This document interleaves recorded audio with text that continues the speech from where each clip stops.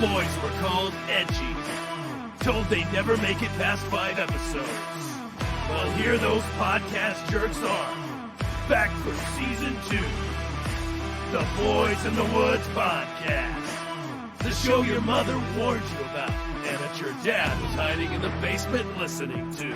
Get ready for the Boys in the Woods podcast.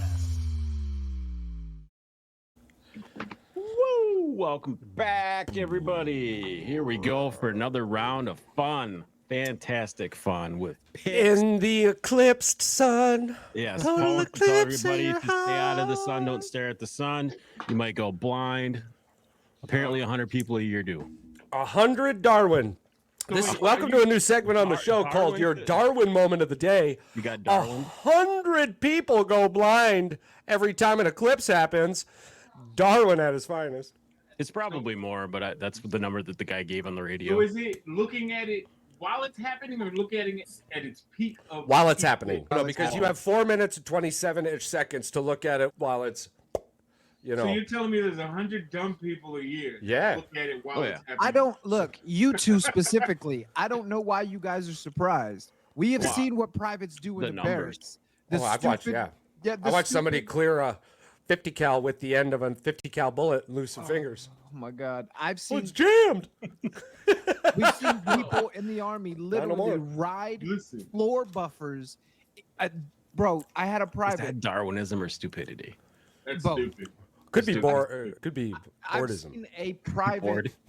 Really, we had this dude waxing the hallways, right? Yeah. On extra duty. He was using the buffer. I saw this motherfucker ride the buffer down the stairs and fall on his face and shatter his jaw. Yeah. The Owie. stupid shit that people do is Yeah. now I'm We had just a- like, all right. We had a private go from, it was like so I was Fort Wainwright, Alaska, and it was about January. So you're talking 43 to 58 below. And so he walked from the barracks to what it was known as the zone. Most of these bases have these cool fucking movie theaters, these bowling alleys, shit like that. We had the zone, which was used to be an old officer space, and they fucking put a projector in there and basically ran movies every day, and you had some card tables and shit. So this private went to the zone, and yeah, he ended up. Wasn't a part of our group, one of the other weirdos, but we ended up having a death by PowerPoint because of it. And the dude like walked out with just a baseball cap on and lost an ear to frostbite. And it was maybe a football field and a half, but yeah, you just got to put a hat on. You don't mess with Alaskan winter. Well, a lot of us, I came from the UP, so even me, like when I got off the plane, We don't I know finally that got kind of cold. No, I finally got off the plane. I'm like, man, I'm from the UP. This shit ain't gonna be nothing. I had no jacket. I had my ACUs, and it was January. It was like 40 below, and I found the one door that didn't lock because I swear to God, if that door locked, I'd be dead. And I went out there and I gotta smoke a fucking cigarette. My new NCO is about to come. My life is gonna change. I'm about to get my ass kicked. I know it. I need to smoke a cigarette. So I go out there and I light a cigarette. I take that first hit. Everything crystallized in that moment. And I was like, this is straight hell. And I fucking threw the cigarette and I went right back inside. I think it was maybe 8 hours before I ended up having a cigarette. But yeah, that Alaska cold is. But once you're there, we would laugh because it would end up being like 10 degrees by the end of February, had beginning shorts of on. March. Oh, We yeah, would be you had shorts and t-shirts, windows down in the vehicles, cruising because it was so hot.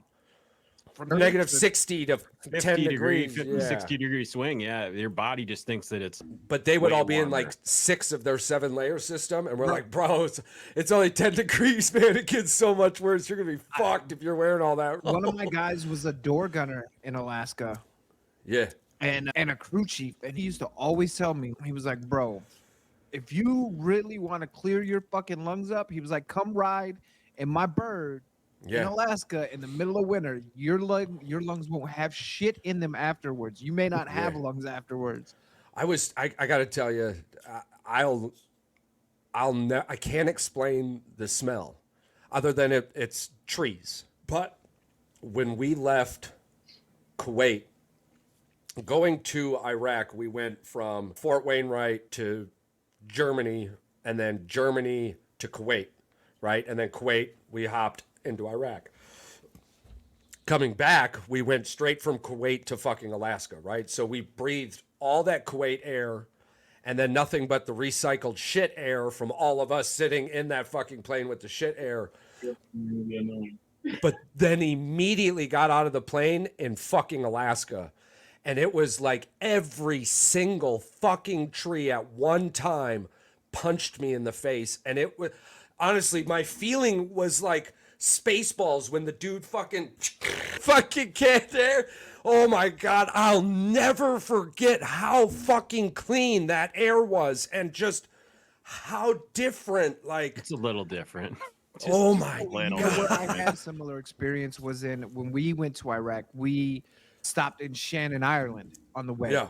Yeah. When you get into Shannon and it's, I think it was February. No, it was April. Still cold, wet, damp, gorgeous. A shade of green you've never seen in your life. It's Step so out into different. the air, and you're like, "There's no pollution. What the fuck Yeah. is that smell? This is Yeah. clean. I don't You don't know smell what the fuck to do." factories and smoke No. and smog and shit. You literally smell dirt, and Yeah. it's the cleanest smell you get. Have you ever seen the horizon from trees? Like you're looking out and you can actually see the horizon, but so it's like looking at the ocean and it's a whole bunch of fucking water with nothing on the other side of it.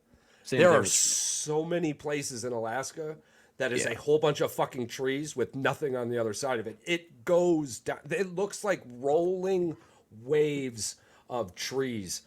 Some of the ways I would explain it would be like you're walking through Walmart and you're in the picture aisle and you're like, man, I want to fucking go there. Every dirt road you go down in Alaska, once you hit Fairbanks and above, is like walking through a fucking Walmart picture aisle. It's just breathtaking every time you look around it. I want to go to Alaska so bad. I have a buddy who's a retired sergeant major. Sorry, I'm trying to eat dinner at the same time. Fuck that flag, right? So this guy's a retired sergeant major, and he wants me to go hunting with him. But when I say hunting, we're gonna be on the ground hunting moose. I'm like, I'm good. No, No, man, them moose up there are so big. We were in I a thought you were gonna 3-decker tell me bus. you were gonna try to ride one of them fuckers, Charles, when you said that you went on Alaska, and I go, "What outside?" No, dude. I've had a couple moose incidences up in Alaska. The one where the mom had a baby and the mom was eating out of the bed of my truck. Like you just straight call into work and they're like, yeah, you go in whenever you're ready. But we were headed to the range in those tour buses. In the tour buses you head to the range in, and we had stopped. And this moose on all fours, it didn't stand on its back legs, was eating and picked its head up. And me sitting on that fucking bus, it was looking me in the eye. I'm like, oh my God, these things are fucking. I think grizzly bears are really the only thing that even fuck with them, to be honest with you. And Like, Wolves, yeah. even then, Yeah. grizzly bears ain't fucking with a moose, not for real. there's That moose going, Jesus Christ! When those Yeah. things run, it's ridiculous. kind of like Xavier Worthy in the NFL Combine. Look at that segue. Look at that segue, headed right to the draft. We've had a few interesting conversations in the off topic I would like to bring up. We were going to let's start with Deshaun Watson. Jordan Love's going to be getting a new contract between May 3rd and May 10th. I believe it will be signed and it will be public and all information will be known by May 10th. I believe the new something about contract, new league, May 3rd. So they've already been talking. They're just waiting to put pen to paper. So something we were talking about as a group was Deshaun Watson destroying the market and Jordan Love restructuring the quarterback market. I feel like we're going to see Jordan Love appears to be the next name in that contract conversation. So it brought us to Deshaun Watson and the Cleveland Browns destroying the quarterback scenario, which is hilarious. How long was the contract for? 4 years? It was 4 years for Yep. 235. And Yeah. again, the And he's numbers been were hurt the for 2? Majority of 2 years now. And it's been fully guaranteed. Well, That's- I know that's the issue with the contract. He took a restructure and saved him a little bit of money. But it's the fully That's guaranteed part that 235. Look, And he hasn't even played 2 years? He's got 2 years off his contract at this point. problem he's just sitting is- and collecting a check. Yeah, well, the problem is that the NFL salary cap is only going to go up. So the contracts are only going to get crazier. So who even gives a shit about the Deshaun? Because that's going to look like pennies in about 4 years. Right. The numbers is not the issue with Deshaun. Like the amount that he got and for the length of year of the contract is not the issue. It's, Blame that on Cleveland, though, the guaranteed money, because that's just them being that's desperate. definitely all on Cleveland. And it's put a terrible ripple into the quarterback situation over these last couple of years. But here we are with the Green Bay Packers coming in like the NFL saviors that they are. You know what? That probably had a ripple with the running backs as well. I think it may have. People are. It may have rippled the entire NFL. It did. You know what? I could be saying this, and my foot goes in my ass when Mike Murphy comes out with a shit fuck contract.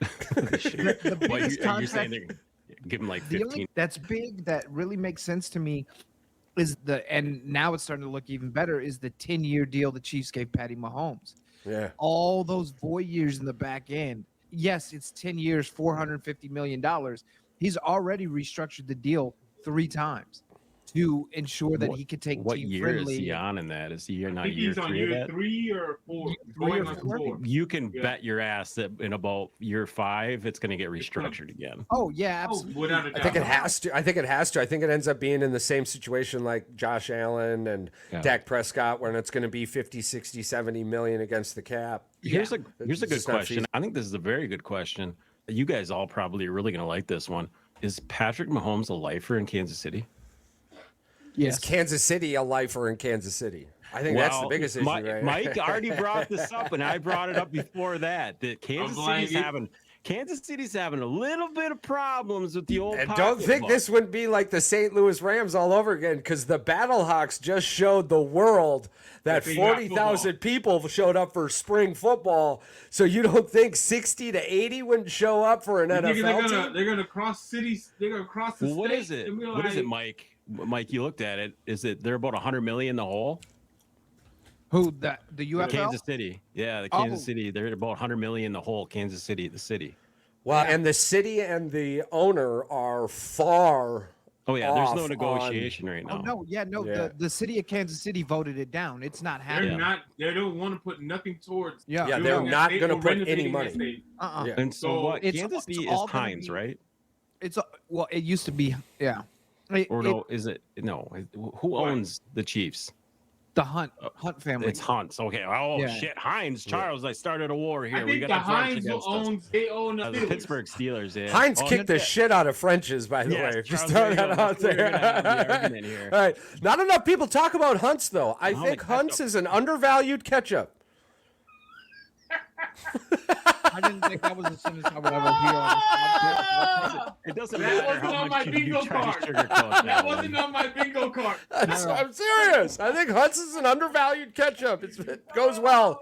It's not too sweet. It's not too spicy. I wasn't prepared for that. But I don't see if Kansas City, the city can't come to an agreement with the team owners of the Chiefs. What is the likelihood of them moving to another city? That St. Louis. So you cross St. Louis to Chiefs. the other side of the state. Are you kidding me? Hell yeah. Because I think that ended up being the conversation we had, and I think that's the most it was a conversation I was listening to, and it is the most frustrating part. Because if Kansas City won't, I'm St. Louis, I will. Mm-hmm. And if I'm an owner, why wouldn't I? And this is the thing. It's not like if you're St. Louis as a city and you already have the dome. Fix it up however you need to fix it up. You're not just bringing a rink-a-dink football team to St. Louis. You're bringing Patrick Mahomes. Yeah. So I think the city would one third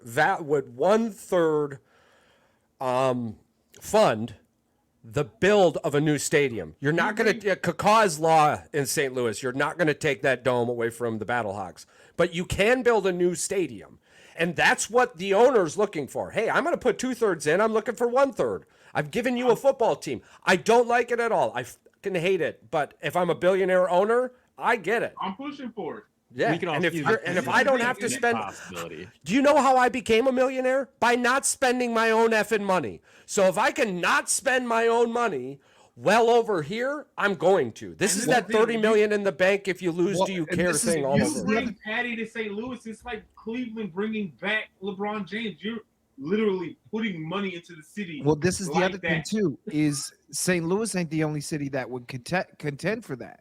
Right. San Antonio, when the Raiders were moving, San Antonio made a ginormous bid to get the Raiders to come back here. And you think the owner isn't going to enjoy a tax-free incentive? Yeah, exactly. Only 3 football teams in Texas? Yeah, It's but big the only enough. thing St. Louis It's one of has the only going states it against takes you a is couple that days. So how do you reach? Wouldn't Then you lose a got lot to do of the whole fans. divisions and Because stuff it's not like that far of a travel. Yeah. Yeah, Yeah, and exactly. I mean- like Patrick just said, it's not going to be that far of a travel. What are you going to lose? Less than You're not going to 2%? lose your interstate fans. They're going to No. still travel to those games. And what Just is better what- not what- You yeah. change still the got name. people that travel from Oakland to Vegas to watch games yeah. for the Raiders. So I'm like, Absolutely. going from Kansas City, Missouri to St. Louis, Missouri, they're not going to lose sleep over. I would But if you assume move them Kansas City at outside the this point state- probably has a top 10 NFL fan base or top 5 probably now. At least. Well, Mahomes. I mean, with Taylor Swift, it's the Yeah, one. It's not number one. I you're with not with gonna beat Taylor Dallas. Swift numbers. I'm saying, listen, from an NFL fan standpoint, I get it. Probably not. But with Taylor Swift numbers, they sell the most jerseys. Well, they said sell they the most actually tickets. did not swing that many people over to football as they thought they would. Ticket sales, yes, but not fans wise. But Regardless, the numbers at the end of the year were Kansas City had the most jersey sales. Kansas City had the most ticket sales. Kansas City had the most. of course, you're gonna have the most jersey sales. They went to the fucking Super Bowl. They kept on selling them all the way through the whole season. You got a whole goddamn dynasty. That's usually the team. So how far fetched is it that they're not number one? Who's number one? The Cowboys? That's Probably. oil money talking. Get out of here. Wow. No, look, top 3 jersey sales: Yeah. Micah Parsons, Patty Mahomes, Jalen Hurts. Whoa, where's Travis Micah Kelce? Parsons? Micah Parsons was the #1 selling jersey for the NFL for all of 2023. Well, if you think about it, Dallas probably pushed them big time. Well, if Dallas keeps pushing him the way he's pushing, and next year he's going to be. in How the many league. right Micah out the Parsons door. jerseys do you think are in third world countries? I think oil money's just buying it and sending it off and donating it. Those are that's bullshit numbers. I don't see that many Micah You're Parsons just jerseys. upset. But we're not. Tell us, how many jerseys have you seen lately? I've not seen one fucking Micah Parsons jersey. Well, Not yeah, my entire well, life. You don't live in Texas. Jersey Them here. motherfuckers are everywhere. All right, so I got the top See, 10. there you go. I got the top 10. Number 10 was Aaron Rodgers. Yeah. I guess, yeah, all right, yeah. Number 9, Justin Jefferson. Number 8, Lamar Jackson. 7 is Tyreek Hill. 6, Christian McCaffrey. 5, Whack Prescott. 4, TJ Watt. 3, Jalen Hurts. 2, Patty Mahomes. And 1, Michael Parsons. So Travis Kelce's jersey sales went up 432%. He didn't even make the top 10. Were 12 people buying his jersey before Taylor fucking Swift? Is that what I'm fucking hearing right now? I think only Kansas City fans were really fucking with Probably. Travis Kelce like that before Taylor Swift. But Shit goes up 432%. You don't make the top 10? well, you gotta Well, he realize was probably too. never in the top 20 to begin with. Fuck, he You wasn't gotta in the realize top too. 300. He's the tight end is never That gonna jersey's got to be cheap. Tight ends are never gonna be your big jersey sellers. It's always Shannon gonna be- Sharp. I mean, Shannon No, don't say that because I think when Brady and Gronk were there, Gronkowski. Gronkowski. I can see And hold on, Atlanta Falcon, big Tony dude. Gonzalez. Tony Gonzalez. Oh, yeah, yeah, he had Gonzalez. jersey sales out And the probably ass. when he was in the Chiefs, he was probably selling them hoes Who do too. you think sold more jerseys this past season? Travis or Jason? Jason. Jason. I'm gonna go with Jason. Yeah. Hey, fuck, Travis went up 432%. He's still outside the top 300. It's got to be 'Cause Jason. I bet you Shut during the the fuck Super up. Bowl, Jason sold more too because he was Shut freaking doing up. all that crazy shit. You sound stupid. I'm But just you're trying to. absolutely correct. The math ain't mathin' here, man. Make The it make math- sense. The math ain't mathin'. How the fuck you go up 432%? You're not even in Well, the top 10. let's just look it up. Let's just look it up. How many jerseys Fucking- did he even sell? How many do you? All right, how many do you? Guys Over under, I think he sold 2356. Okay, hold on. We're looking up Travis. And I think 400 was returned. All right, the latest numbers as of Oh, you're a dickhead. You're just trying to get clips at this point, and I'm here for all the shit. You're trying to piss off all the goddamn Swifties. That's all right. It's all right. He'll be an album soon enough. It's Listen, and it's probably going to be a, Can't find any a actual top sales. gonna number be a one banger, song. bro. Listen, it's always the depressing albums that just hit different. Listen, every Hollywood show has ever shown you when the singer who sings about broken hearts falls in love, the music isn't the same. All I can see is that, like you said, his jersey sales went up over 400%, but I can't see an actual number. Obviously, It wasn't With- good enough. saying without saying, I'm right. Top 300. bro. Yeah. He went from 30 jerseys sold to 2,356. He went from. That's it. Hey, man. As long as you cut me my check. How the hell are you in that many fucking commercials and you're not even a top jersey seller? Well, I don't know. Well, I know that the one line of commercials was because he's probably the only motherfucker to say yes. Let's just be there's certain commercials that probably aren't going to sell you jerseys more than they're going to sell boats. Yeah. Possibly. Yeah, that's what I said. He was probably the only one to say yes to that one. Yeah. But still, there was like 6 other ones. Wasn't he on some DirecTV? Yeah, it was in beer commercials, other stuff. Yeah. That's what I mean. How the fuck? What marketing guy went, hey, let's get that guy so we could get some of these Swifties to drink Michelob Ultra? I just don't think. No, that was messy. My bad. It was messy for that. Yeah, it was my Yeah. bad. Okay. Maybe personality-wise, he's just not that likable of a person. I don't know. We all know agree. who doesn't like Travis Kelce. Jason? Oh, yeah. That guy. This guy. Wait, this guy. That guy up here does not like Travis Kelce. Yeah. Other way, Mike. Yeah. Snapchat. Ready? Not a Snapchat. fan. I like his brother. I don't like him. I think I liked him before I liked him before the whole Taylor Swift thing, and then all of a sudden it just went. You have to, if you watch his podcast, I think you'll change your mind. The dude is he's really articulate. He's funny. He's a good dude. I think he gets a bad rap because he comes off sometimes as Gronk light, and it looks a little fake. But if you have both Shannon Sharp and Tony Gonzalez have come out and said that he's in their top 2 of tight ends of all time. Yeah. None of the jersey sales don't matter. Nobody else's opinions matter. He's a first ballot Hall of Famer, tight end, period, point blank. I guess my thing with Travis Kelce is that watching Rob Gronkowski was. What the fuck are you doing, Charles? Watch it. The sun never sets in the land of the. Listen, I finally found a pair of sunglasses that lets me. Dude, the lights and the headache. This is what I'm saying. All right. Let him have his moment over here. Listen. Watching Rob Gronkowski was way different than watching Travis Kelce. Rob Gronkowski, Travis Kelce. So how the hell you putting Travis Kelce in your top 2? He's top 5 at best. I don't know. The only tight end podcast I'm going to watch is the Shea. And the Shea podcast, that podcast is fucking awesome. I'm talking Tony Gonzalez, Rob Gronkowski, Shannon Sharp, and I don't want to be rude because I didn't think I was going to come to the table with my all-time great tight ends off the bat. But right off the bat, those are the 3 I'm taking before Travis Kelce. Well, Shannon Sharp did not have a consistent great career. No. He had 4 good seasons. Travis Kelce's number 1 in receptions and receiving yards. He's third in receiving and all third time? in third in receiving touchdowns, trailing Antonio Gates and Rob Gronkowski. That's it. So maybe he just does it quietly. He has. It's That's been slow. It He's hasn't not- been. You also have somebody like Patty Mahomes throwing to you. That's the kicker. But but he's still performing, so you can't take away from him. But Gronkowski had Brady. These are how the people that are non-fans disassociate themselves from great players, is they allow themselves to feel like, hey, because this superstar was throwing this guy the ball, I don't think he's that great. And we did this with Brady and Gronkowski. We're doing it with Kelce and freaking Patrick Mahomes right now. I think, because even with Antonio Gates and Tony Gonzalez, and you could even throw Shannon Sharp. Antonio Gates, who was throwing Gates the football? Phillip Rivers. Exactly. Which we already forgot about him. I'm like, you can't forget about him. We know you forgot about him.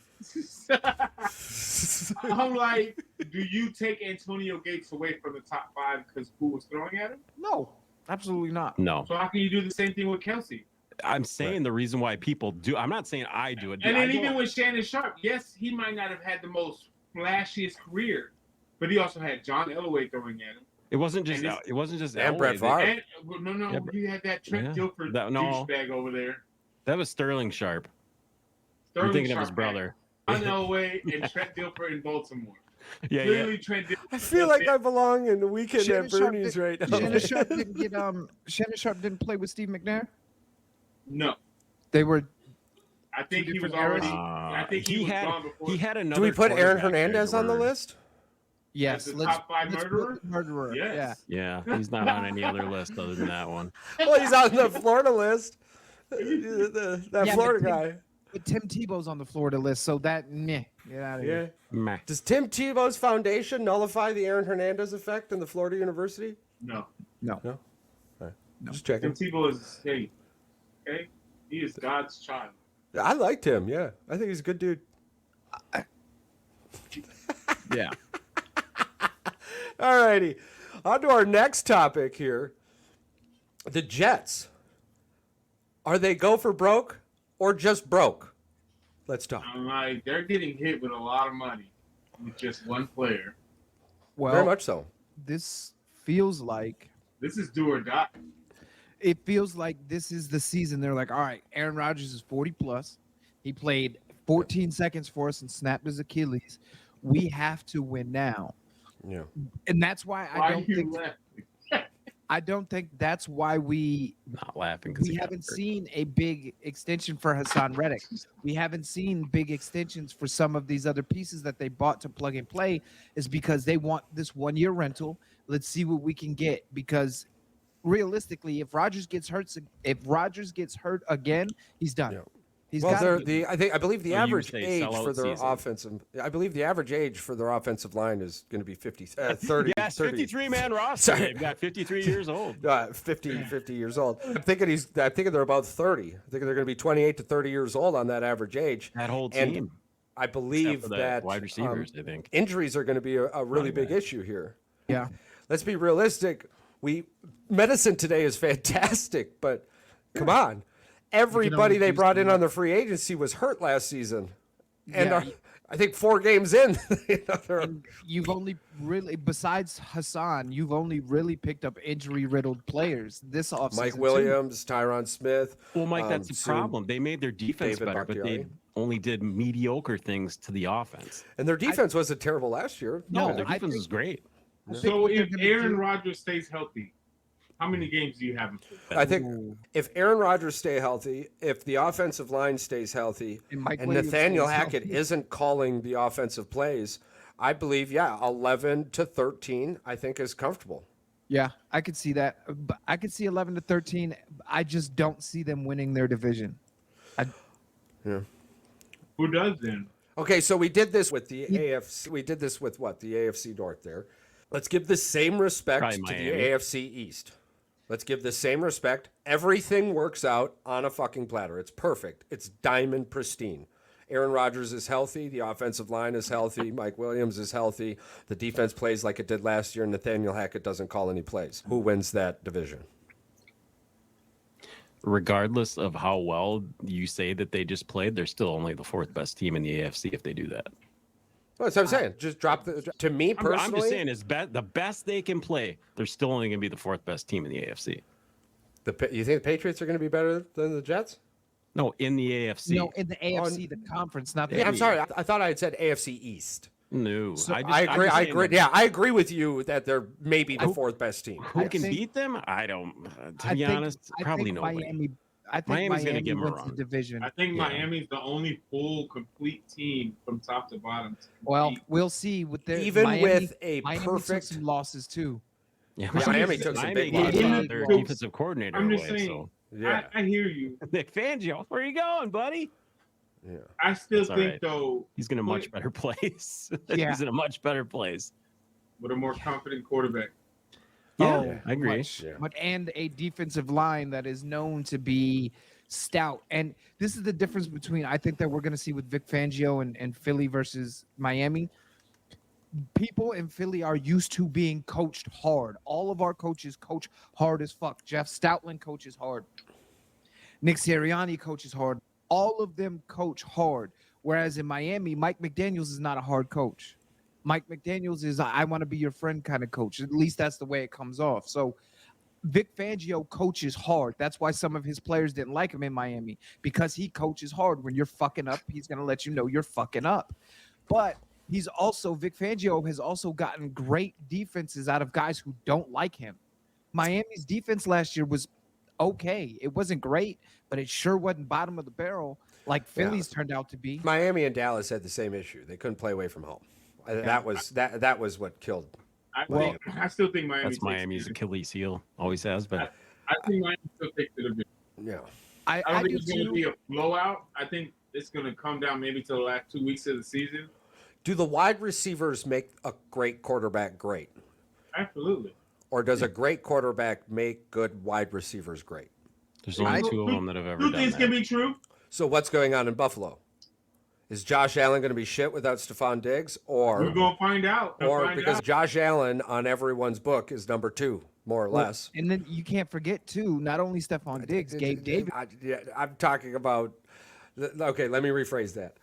On anyone that everyone sees on TV, Josh Allen is the number 2. For most other analysts and others that watch, it varies throughout. But still, but my point is that if Josh Allen is in that light, doesn't matter that he lost Gabe Davis and Stephon Diggs.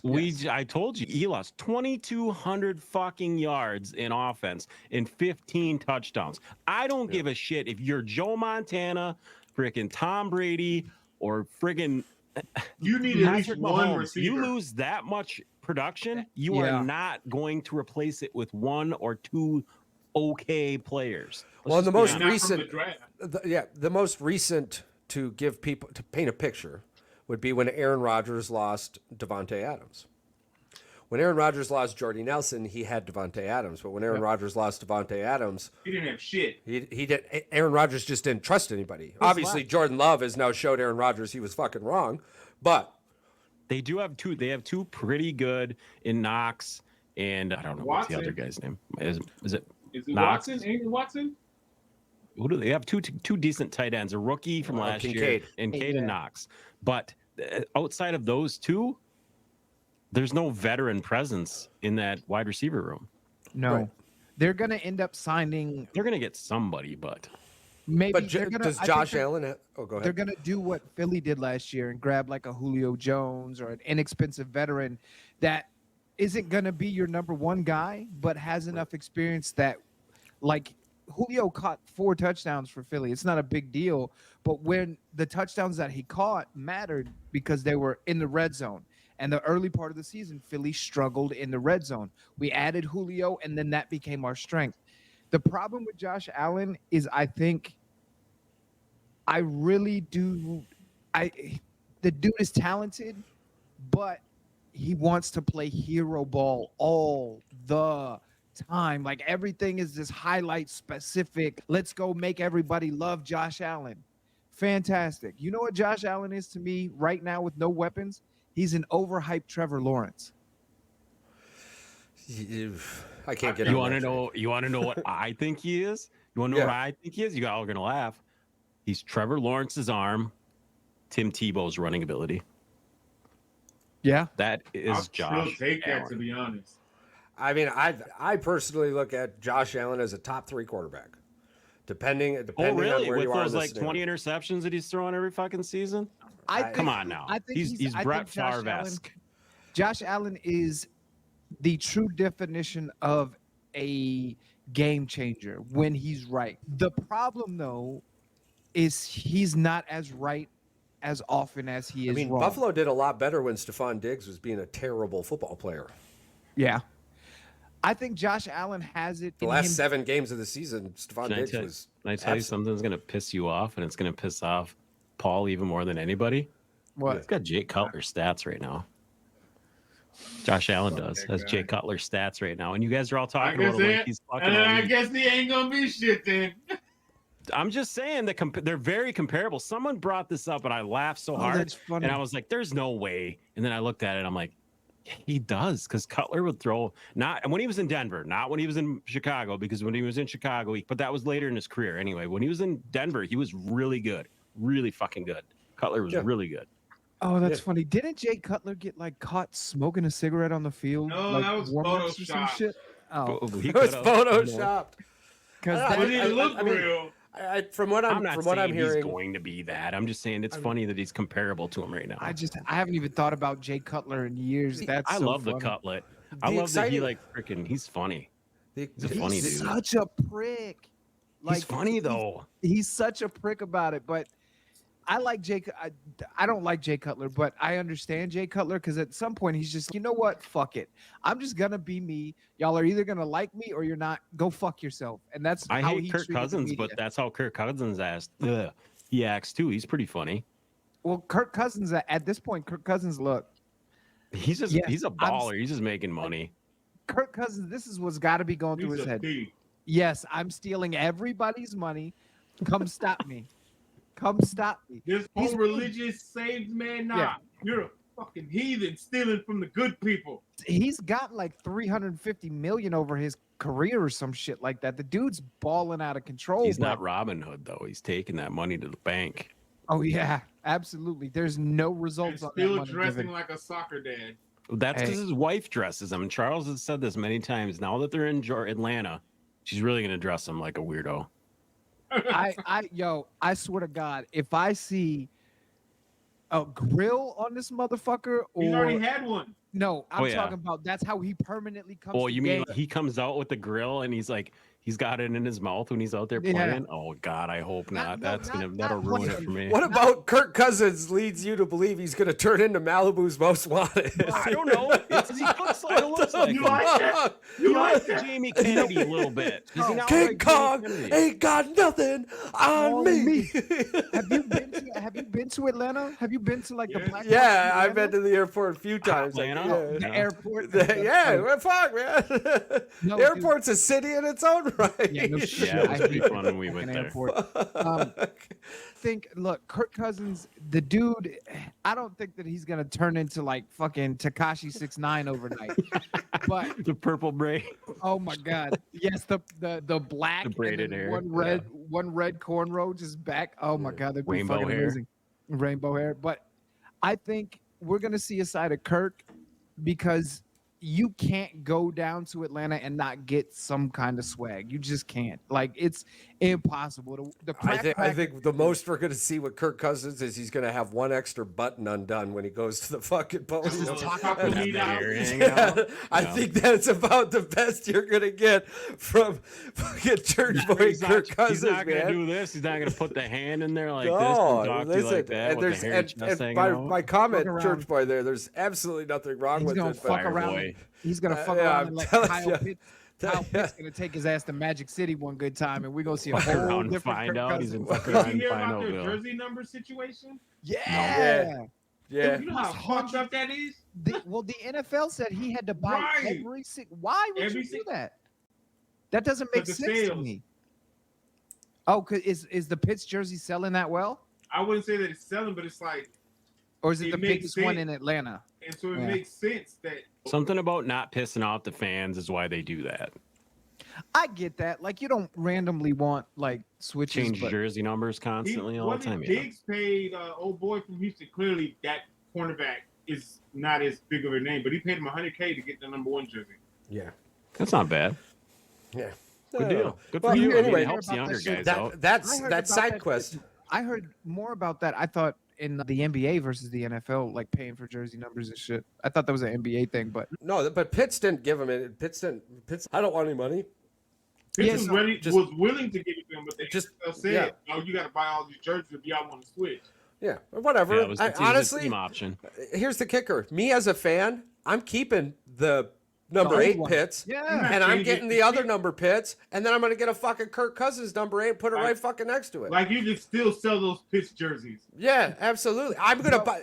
Collectors are gonna buy him even more because it's the only time Pitts will have that fucking number. I still want to find Crazy a dumb. Jalen. I still want to find a Jalen Hurts number 2 jersey. Those things are probably gone. Well, Oh, that yeah, side you can quest find it. took us from Cutler to Kirk, Kurt to Pitts to Jalen, but we got to get back one more time to Josh Allen. The most interesting part about the Josh Allen conversation is the fact that no matter what room you go in, it's divided. Yeah. There are people with here's the question, right? More often than not, to the group, my football opinion is sound, just as Mike's is to me, or Paul's is to you, Pat's is to you, and I'm a Josh Allen guy. Well, now on the opposite side of this, just as Patrick's football opinion is valuable to me, he swears up and down that Josh Allen is a terrible quarterback. You're also hearing this from the same guy who put CeeDee Lamb at 7 or 9, regardless of the number one. Take that with the salt you want it to. Honestly, I think, and then I want to get Paul's on this too, because we heard Patrick and Mike, and then we'll move on. But I truly do believe that Josh Allen has the ability to make the wide receivers who can catch the ball as Stephon Diggs. I think we're going to see it. You can't, the dude's got an arm, he could throw it, and... In my humble and fugly opinion, because I'm fugly and I'm humble, I agree with Charles. Yeah, so Josh Allen is the top 3 quarterback in my mind. So we're 50-50. I'm like, and like both sides of the coin are accurate as far as the arguments. Like you can't fault Patrick. Like it's a legit stance to stand on when it comes to Josh Allen. But on the other side, he still produces. Yeah. And he's a special teams play away from beating Josh Allen or Patrick Mahomes. This is going to be the year that shows us what kind of elite quarterback Josh Allen can be with the offensive weapons that he has. This is going to put him to the test more than just depending on somebody like Diggs, Gabe Davis, Kincaid, Knox, having that spread of weapons. Now we don't know the ability of your current receiving room right now. We don't know what they're capable of, but we know what Josh Allen is capable of. Now we just got to see if what we know of Josh Allen can it translate to being that guy when you don't have another that guy to throw to. Yeah, and the fear is there because you don't have the comfort blanket of Diggs or Gabe, so maybe you do see a little more hero. And when you see that hero ball Mike brought up, you end up with the interceptions that Patrick brought up. And then those two combined shut people like Paul and I up because there's nothing more we can say. There's nothing more we can say. You want because until you that keep day throwing comes. Until that day comes. Yeah. When Knox broke his finger, he's never been the same. He's never been the same tight end since he broke his thumb. My biggest thing is the results. And he continues to be one special teams play away from beating Patrick Mahomes. So I can't blame the guy for that. I kind of balance he between lost to the Packers. You can't say the same thing. I kind of balance between Patrick and you guys. It's also the NFL. Anybody can beat anybody. Yeah, I balance out where I feel about Josh Allen between you guys because I don't think that's fine. I think he's top 5. I said 5. Yeah, well, what I'm saying is I'm fine with him being 5. I just don't think he's 2. No, I don't think he's 2 either. But I think the problem is, like you were saying, Chucky, it's results based now. If you're getting to the NFC or AFC championship game, it's fantastic. Can you move beyond it? Because you know who already did? Joe Burrow. Right. Patrick Mahomes. You have these quarterbacks that are going to stay on the top tier of AFC quarterbacks. Now, Josh Allen, I think, is the 4th best quarterback in the AFC. If he can beat Burrow or Mahomes or even Lamar in the AFC title game, it instantly, for me, changes my opinion. You said 4. Mahomes, Burrows, Josh Allen or Lamar Jackson, Joe Burrow. You say Lamar is better than Josh Allen? Yeah. How many times has Lamar won NBA? A damn minute. Regular season. Lamar might be better than regular season Josh, but there's no. You're telling me in the playoffs you're going to trust Lamar Jackson? Well, one of those teams is in an AFC championship this year. The other one wasn't. Let's think about this too, okay? So the Buffalo Bills was a kicker away from being in that AFC championship. That's not Josh Allen. Listen, I don't want to hear a coulda, woulda, shoulda on this show. No, the AFC championship is a team game. It's a team thing. We got to. Sometimes we get the team and the individual combined. We can't do that. Let me justify my answer, okay? You two motherfuckers, two in the fucking corners are smoking crack at the same time. No, it's just really good weed. Anyways, let me justify my answer, okay? Yeah. Josh Allen has the athletic ability. We've seen him make throws. We've seen him. But take Lamar away from the Ravens are a bottom 5 team in the league, period, point blank. You take Josh Allen away and you put a serviceable quarterback in there with 2 good receivers, they'll be middle of the road at least. Josh Allen is not as important to his team as Lamar is to his team. Wait, the Ravens still make the playoffs even when Lamar gets hurt. How much Buffalo gave away in the offseason? They gave away $100 million worth of talent. Hold on. I have a question. You shake your head with it. No, not you. I'm not shaking my head at you, Patrick. The dude just sat here and said if you take Josh Allen away from Buffalo, they're fucking fine. Apparently, Paul thinks that the Bills are going to win the Super Bowl. Charles thinks that they might. And me and Mike are over here. They might make the playoffs. That's what I'm getting from this. Give me a second. I don't know what fucking book it is. Michael Farrell. My best friend. You're telling me that you're taking 2 quarterbacks out of these teams, right? We're taking them out of the current equation with the current situation, right? And you're putting in mediocre, same level quarterbacks in their place. You're telling me that the Buffalo head coach is better at coaching a mediocre team than a Super Bowl winning head coach than Harbaugh. When's the last time Harbaugh went to the Super Bowl? That's irrelevant. Wait, no, it's not. When is the last? How long has it been? It was like 2017, 2018. Yeah. So 2018 from 2024 is 6 years, right? You think a 6-year-old Super Bowl, you think that 6-year-old, I'm so flustered I don't know how to talk. Look, let me break it down to you like this. The Harbaugh boys are in the position they are because they are fantastic coaches. Both of them.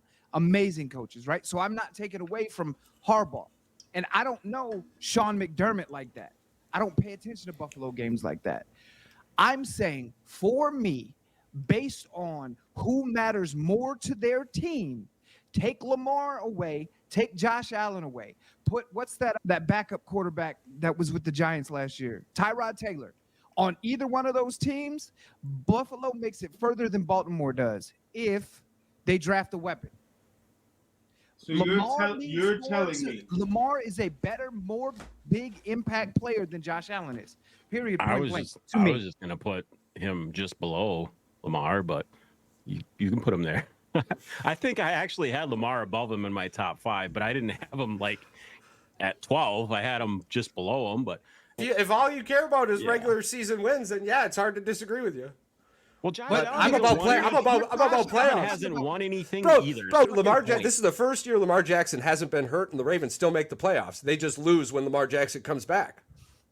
You're talking about he's only had 2 opportunities. Like Josh Allen has playoff success. Yeah, he doesn't either. He doesn't either. Yeah, so I mean, if you want to talk comparison, yeah, they're both there's no comparison. They're both regular season Supermen. The biggest difference is Lamar is more valuable to his team and doesn't play hero ball, whereas Josh Allen has a 5-4 playoff record. Josh Allen will sacrifice a team game. Jackson has what, a 2-3? And he just won 2 of those games. You can't count. You can't. No, you can't count those games. He didn't even play in the fucking game. Why are you counting his record? Games he started in the playoffs. Well, I think he's 3-3. I think he's 3-3. Yes, I think he's 3-3. 1-3. He's not 1-3. They fucking won 2 games this year. How can he be 1-3 when they won 2 playoff games this year? So he's 3-4. They won 1. They had a first round bye. They only won the divisional round and lost in the conference championship. Yeah, so he won his first playoff game this year. He's lost 3. He's 1-3. Lamar Jackson is a terrible playoff quarterback. Bottom line. That's fine, but so is Josh Allen. 5-4. And he runs into Patrick Mahomes in the AFC Championship game every other year. Terrible. Has he been to the Super Bowl? Terrible quarterback. So good teams make it to the Super Bowl. We're talking about an individual player. I understand what you're talking about. Guys, all right, I'm gonna put my foot where my mouth is. I bet you the fucking Bills don't make the playoffs this year. I'm not going against that bet. I wouldn't either. Because I'll tell you why. $80 million they lost with players. And they don't have their offense. They've got Crooks or whatever the hell his name is, the running back. That guy's mediocre. Yeah, because didn't they lose their running back to the Giants? Singletary or whatever? Yeah, sure did. Singletary did. Look, I think Singletary played for Houston. If The bottom line for me is this. Patrick Mahomes is the best quarterback in the league, period, point blank. Undisputed right now, right? Joe Burrow, to me, is the second best quarterback in the league. To me. Then Lamar, then Josh Allen. That's how I feel. I don't think that Josh Allen is super far back from the rest of these guys, but Josh Allen damn sure ain't number 2. He's not. I mean, 5-4 in AFC Championship games, losing to Patrick Mahomes. Pretty terrible quarterback. No, I'm not saying Josh he's a Allen terrible is quarterback. I'm comparable saying to Brett you're Favre. talking- He I'm was saying- great, but when he was bad, he would throw 4 interceptions in a game.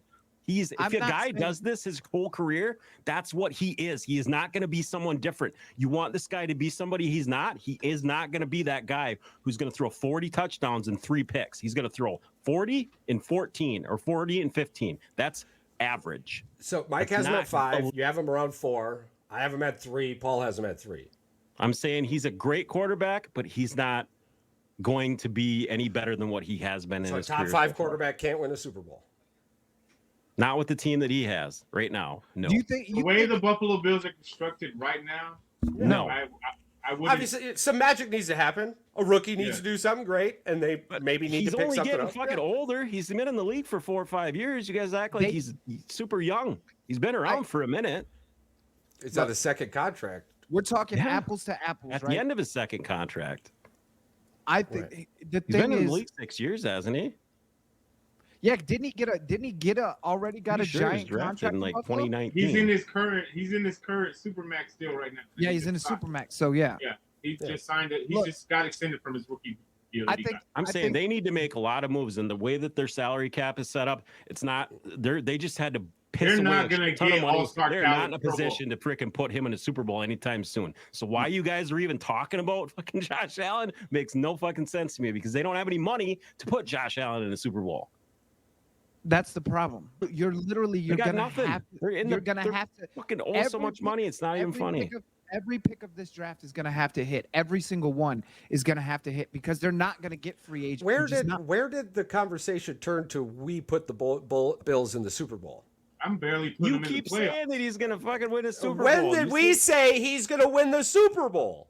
That never came out of my mouth. We were saying he's a top 3 quarterback, and that if the fucking Jets are broken, you guys are picking Miami, and I'm picking Buffalo to win the division, and that put Josh Allen in the fucking Super Bowl? Yes, when you said, why can't a top 5 quarterback win a Super Bowl? I asked, can a top 5 quarterback win a Super Bowl? And I answered, not Josh Allen it's like a 6 to 8 year clock. You don't think the Bills can't win a Super Bowl in 6 to 8 years? No. They couldn't win one in how many years? Ever? I think. Look, That was cold. That was cold. if they're gonna win one within the next 6 to 8 years, it's gonna be after 2025. 2024 is lost to them. They have nothing. There's no. I'm still trying to figure out where it switched to me and Paul have the Bills in the Super Bowl. I'm not You're saying that talking you guys like you're putting him in the Super No, Bowl. no, no, I'm barely putting him I'm in the asking playoffs. where you grabbed that from the conversation. No, I think Because you said, why can't a top 5 quarterback? And I said, no, Josh Allen can't win a Super Bowl. And you said, you're talking like he should be winning a Super Bowl. Then because why you do you keep have putting him? up Why do there. you have him at 4 and you have him at 5? If you don't think a top 5 quarterback can win a Super Bowl, why is he in there? That's my question.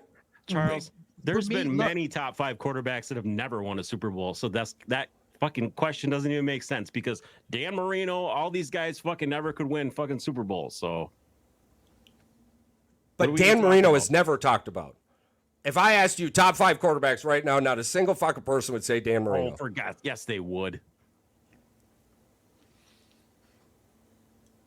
I don't I'll think I wait. would. I I'll don't think wait. I would. Look, That's I my don't- point. I don't think Josh Allen is going to a Super Bowl this year. When he Because played, you're all was he a too top 5 young. quarterback? You're all too Definitely. fucking- You don't know the good guys.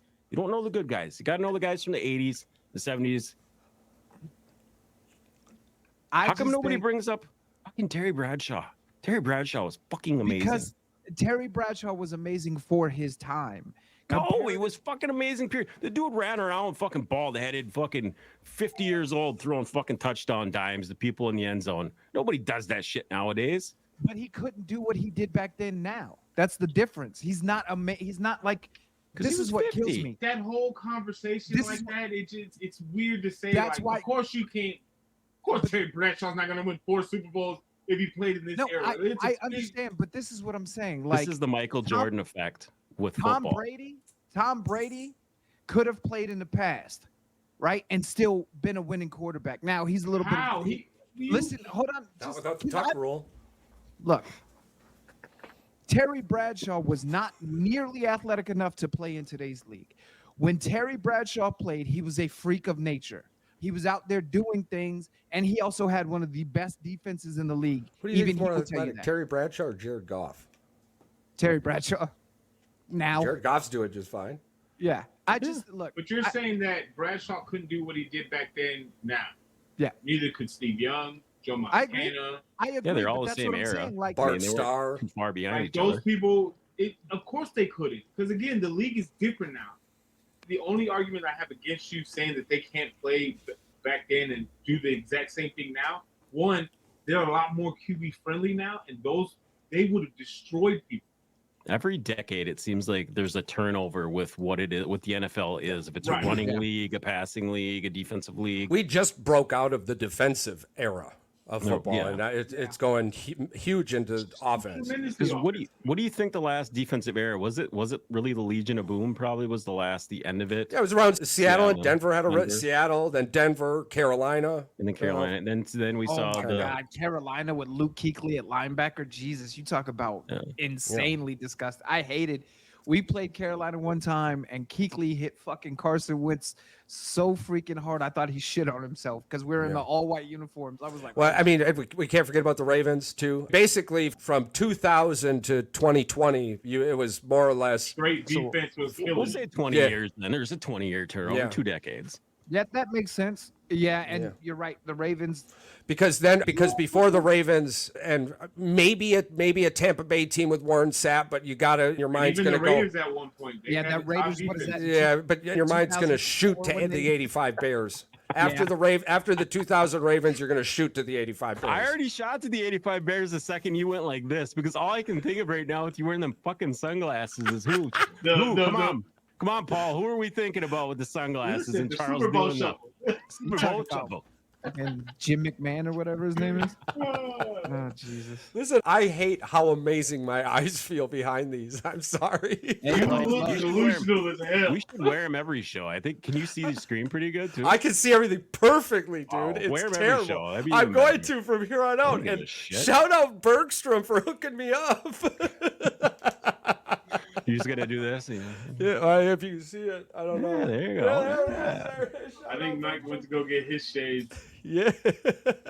In all 100% serious, yes, Josh Allen's top 5 quarterback. There's no reason Josh Allen can't win a Super Bowl in his career. Just the salary cap thing is what really bothers me the most. They have no money. They just I agree with you. It's going to be hard, and I also agree with you, Mike. It's going to be hard for the Buffalo Bills to build a team around Josh Allen in the next 2 years, even. There was a small confusion because I was leading into a question with that Super Bowl statement, and I believe that's where everyone left. Yeah. And that question was, can a top 5 quarterback win a Super Bowl?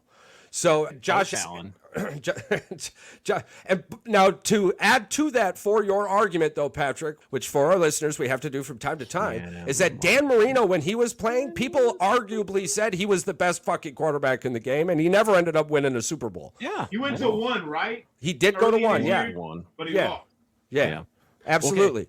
Okay. Is Lamar Jackson the top 5 quarterback? Can Lamar Jackson win a Super Bowl? I just want to give you the payback on me because I said it to you. You're not going to. What I got to say though, I don't have Lamar Jackson as a top 5 quarterback. Exactly. I'm not going to like it, but I appreciate it. That doesn't surprise me at all. Are you asking me regular season or start to finish? Because if you're asking me regular season, Lamar Jackson's number 1. If we can play fantasy rules all day long, and I appreciate that too. That's what I do. That's how I feel about it. He's a fantasy football quarterback. He's the guy. 100%. He's the best regular season quarterback I've ever seen in my life. No, Pat Manning. I buy his jersey all day long. Put it on the fantasy. Okay. So Peyton Manning has the regular season. Yeah. I forget because he managed to win 1, but two. Later on. Absolutely. So 2 teams on top of that. Josh Allen has a chance. something we forget, and I heard a whole bunch when it was coming with Caitlin Clark and is she the greatest college, blah, blah, blah, blah, blah. Everyone's, oh, you need a championship. But if you're talking about the individual, individuals win awards. Teams win championships. South Carolina was the much better team, and it showed. Iowa had the best player on the court. We may run into that tonight with Purdue and UConn. But Zach Edey is the best player on the court, but UConn is the much better team. And analytically, 6.5, yada, yada, yada. But I think that's at the same time, that's where we run into situations also. Is Lamar Jackson a great fucking quarterback? Yes. Indubitably. One of the most electric players you can ever watch in person. I guarantee it, and I haven't seen it yet. But is he the best quarterback in the NFL? Hell no, because quarterbacks in the NFL win Super Bowls. You want to know a really good comparison? Yes. Let's do the 82 North Carolina Tar Heels with Michael Jordan. Yeah. Outside of Michael Jordan, that team, nobody probably could name the other 4 starters on that offense. Yeah, you don't count. You don't count. You don't count. Get out of here. You're not the average fan. The reason you can't. No, I agree with you, but the problem is nobody knew those players played with Jordan because after they went to the NBA, they went to other teams, is what I'm saying. But that was, even though Michael Jordan was the head of that team, there was other Hall of Famers on that team. There was Hall of Famers on that team. But that's now. Yep. But when and it's still, even then, it took Jordan hitting an unbelievable shot to beat Patrick Ewing's Georgetown there. It was, But I'm just saying, and that was a fucking team. That Caitlin, Georgetown team was a team. Right, and you said that about Caitlin Clark. So I see what you're saying. I do. And I do. To put her on the pedestal, I believe she needed to hit that shot. But when we're talking in the conversation of, for me personally, the greatest women's college basketball player I've ever seen, it's hard for me to say no. Did you guys saw the stat line, right? The separation from her and everybody else. Yeah, it was disgusting. It was absolutely disgusting. Didn't she score like 18 points in the first quarter, like the most points in a national title and a women's national title game ever? Yeah, what helped them hurt. And then she got really unselfish and started turning the ball over because she's trying to get it to her teammates who couldn't make a fucking layup. Otherwise, the game would have been a lot closer. I just want to say this respectfully. Caitlin Clark has she got put on the pedestal for women's basketball, and she's held on to that title of the greatest women's basketball player that's actively playing right now. Like she is her, and her is. She took a lot of people that were way taller than her at 6 foot to the hole. However, you're not. This is my opinion. Yeah. How y'all want to dissect it? It's on you. Caitlin Clark is going to go down as one of the GOATs. One. Yeah. I don't think she's the GOAT because I think there's better resumes out there. Brianna Stewart. Maya Moore. Deanna Taurasi. Didn't Brittany Griner win one too? Brittany Griner. However you want to feel about it. In Baylor, Brittany Griner was her. Yeah. You know what I'm saying? And I'm not saying that she's top 5, but I'm like, Diana Taurasi, you got Sue Bird, Brianna Stewart. There's been players that I feel like had better overall careers in. Brianna Stewart had 4 national titles. Yeah. But she did. You're talking about teams that played on teams that were coming off national championships, 5-star recruits. She was a 3-star recruit. Yeah, but you can't. That's not her fault. Stewart? That's not her fault. Who was stopping? She was a 3-time National Player of the Year and a 4-time Final Four MVP. Fault her for, she was the best person in the in college, though. How do you you're stop going to tell me you're going to take Edey. Caitlin Clark over Brianna Stewart? One-on-one, I bet you she beats her. Yeah, in her prime. Individual. Well, the good thing is we're about to be able to see those matchups here coming up in the WNBA. The WNBA draft is next week, and the expected number 1 pick to the Indiana Fever. I'll give you one, Paul. If she comes out in her rookie season and she averages 30 points a game, is she not the greatest? She goes right from college to Nobody's done that. Nobody's done that. But you know who had a better rookie year out of anybody? Candace Parker, MVP and Rookie of the Year in the same year. Yeah, where is she now, though? A 3-time WNBA champion, future Hall of Famer. Candace All right, Parker let's is- while we're on Yeah, women's but basketball. WNBA's only been around for 12 years. You're talking about history. Come on, man. While Caitlin Clark is going to have a 12, 15-year WNBA career. So let's hold the brakes on whether or not who's the winning best. MVP? She scores 30. Let's say her stats is 30 for the year, 8 assists and 6 rebounds. Is that? Well, she's MVP going to average a for the double. year? double That's WNBA MVP. That's MVP for the WNBA. Yeah, and that's definitely Rookie of the Year. But And you think she's going to do that on this current Indiana Fever team? Get those stats, not make the playoffs again, and still get MVP? Show me a loser that's been named MVP. I don't disagree with you there. Your team has to make the playoffs or be above 500. Here's the problem. The minimum, be above WNBA has a 500. parity in the WNBA is terrible. Although, yeah, I agree with you, Well, Patrick. it's 100. not fair to the good players.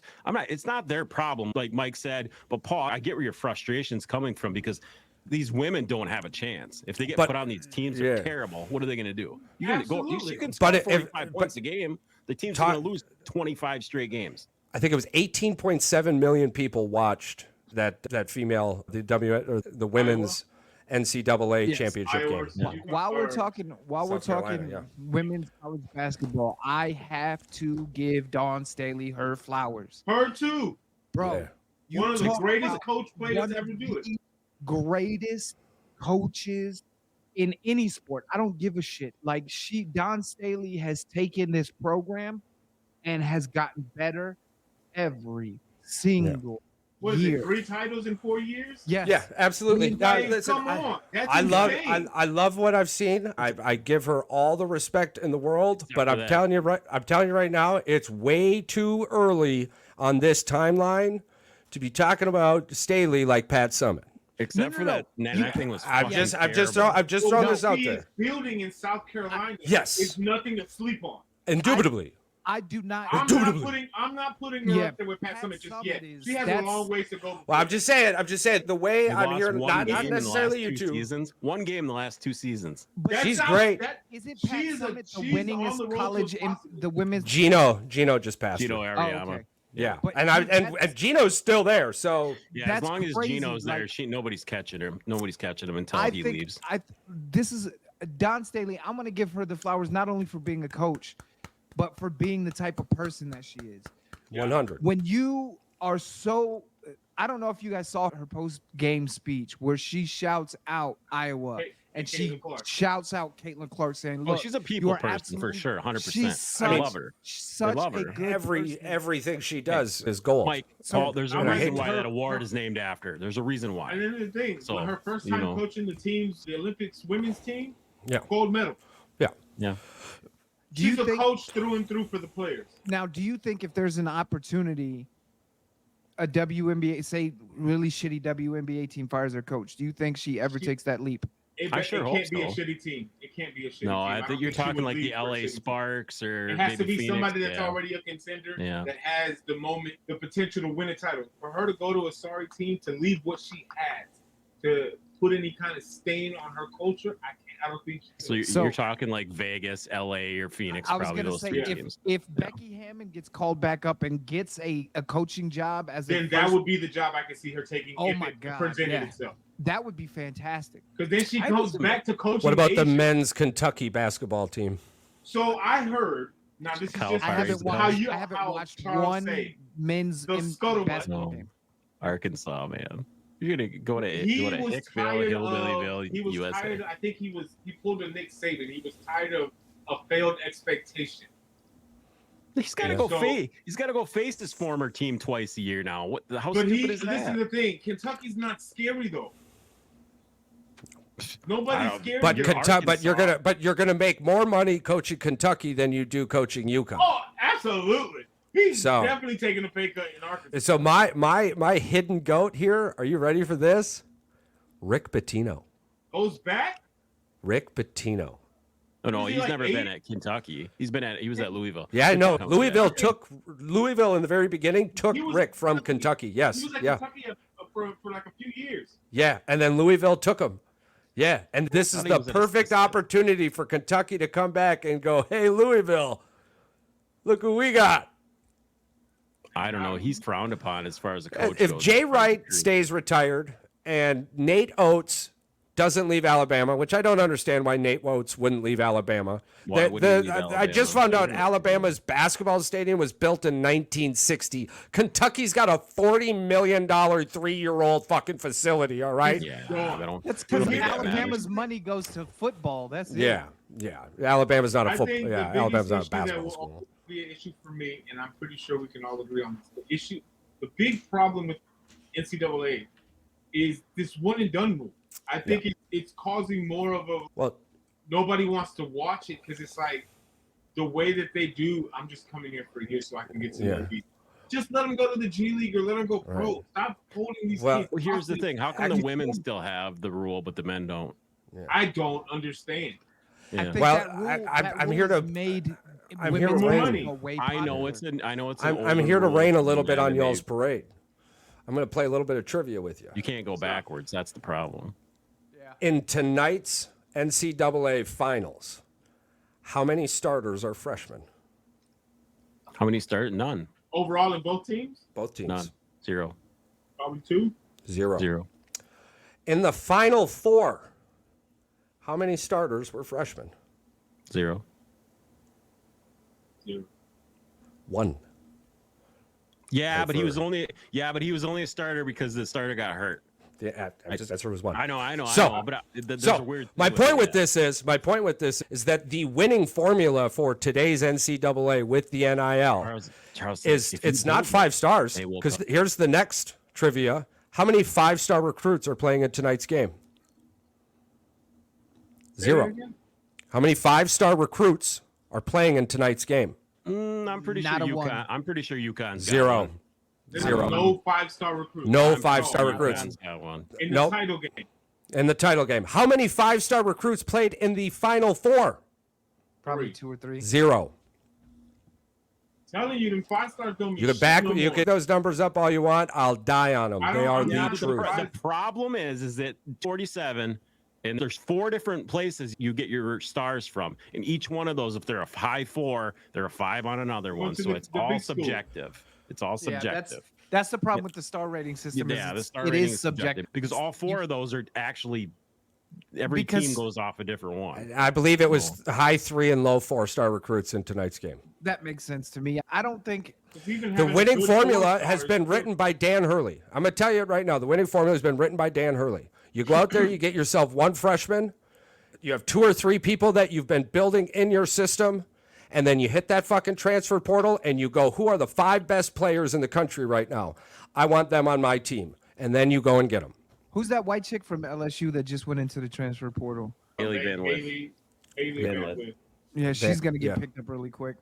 Absolutely. Really quick. And this all comes down to the point of bringing this up, too, arguably, was shame on Iowa. Caitlin Clark came back. And Iowa didn't do a damn thing in that transfer portal. The same way that they ended last year. They lost the championship game. Absolutely. And now they're going to be even more fucked. Absolutely. That was their bread and butter, and she's gone now. Shame on Iowa. Shame on the collective. Shame on their NIL inability to go in that transfer portal. To figure something out. Yeah. Even if you didn't win the first year because you thought, hey, we got a good team. So you see what you didn't have, and you basically lost to the same team twice with LSU and South Carolina.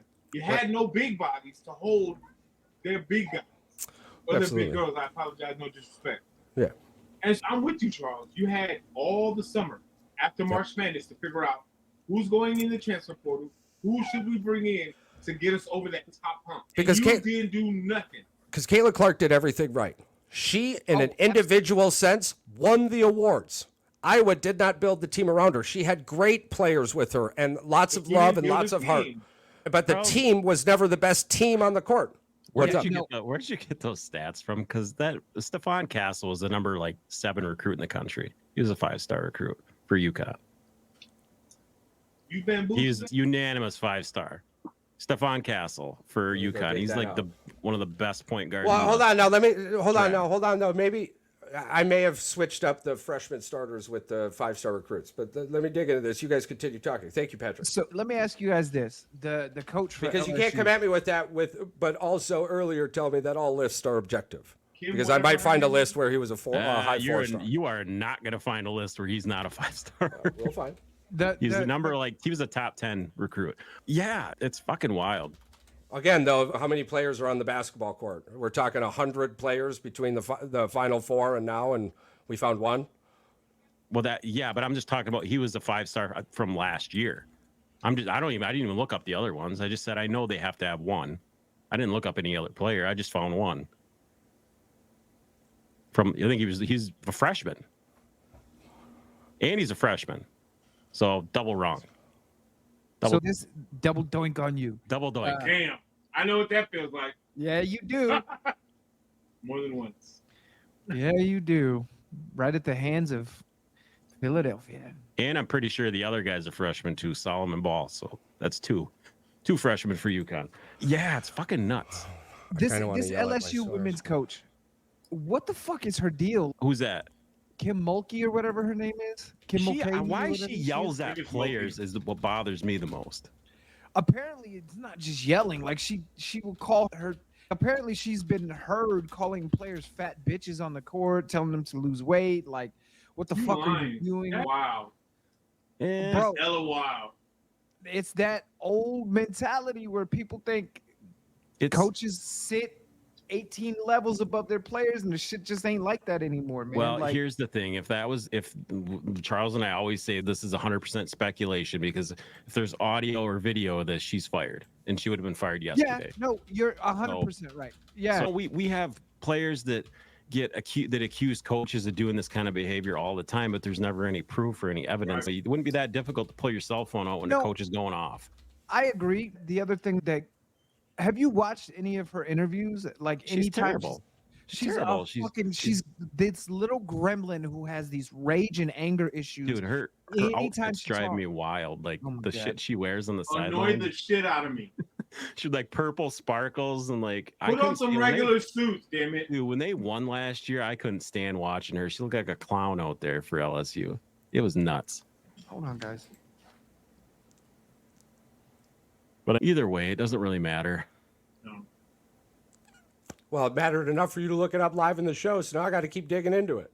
Well, I knew that Castle was a freshman because I watched the Final Four game. That's why it bothered me, because I was like, I'm pretty sure that guy's like the best player, and he's pretty good.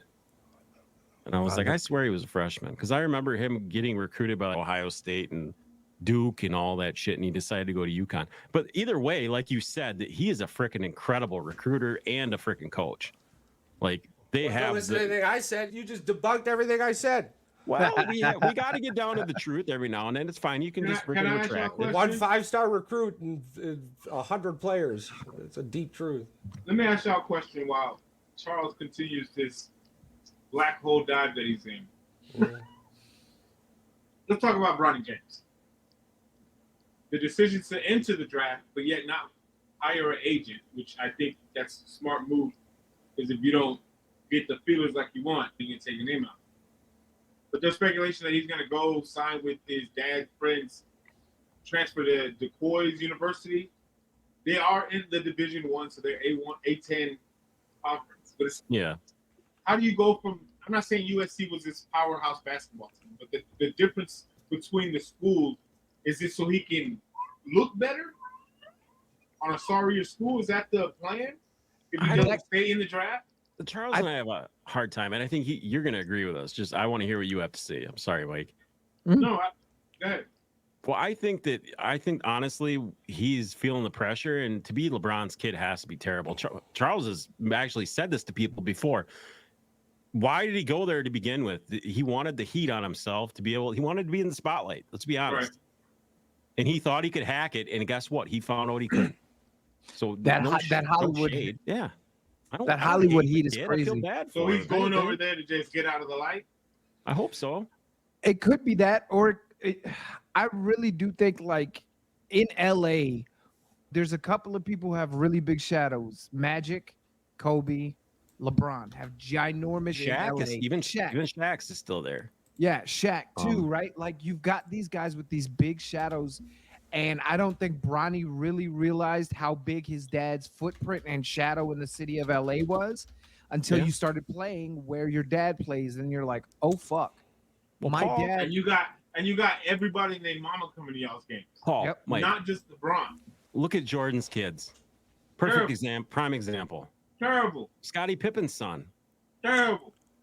Yeah, He's in the league he's in the league. I think he's the only one, isn't he?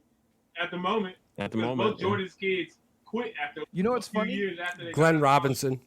Look Oh yeah, Glenn Robinson. This kid is around. Look at whose kids are doing the best in the league. Well, hold on though. college. There's Kenyon Martin. We are forgetting a really big one. Solomon Ball was a 4-star recruit. We are getting a really big one. What? Yeah, but he's a Steph freshman. Curry and Dale Curry. Curry. That's what I was saying. Look Yeah, whose kids yeah. are doing. 2 times. Yeah. Look, Yeah, his kids both are of his doing kids are pretty fantastic. decent. It's Yeah. not Michael Jordan. It's not Scottie Pippen. It's not these big superstar players. It's But players. there's a who different were- work ethic for these players that weren't the person on Yes. their team.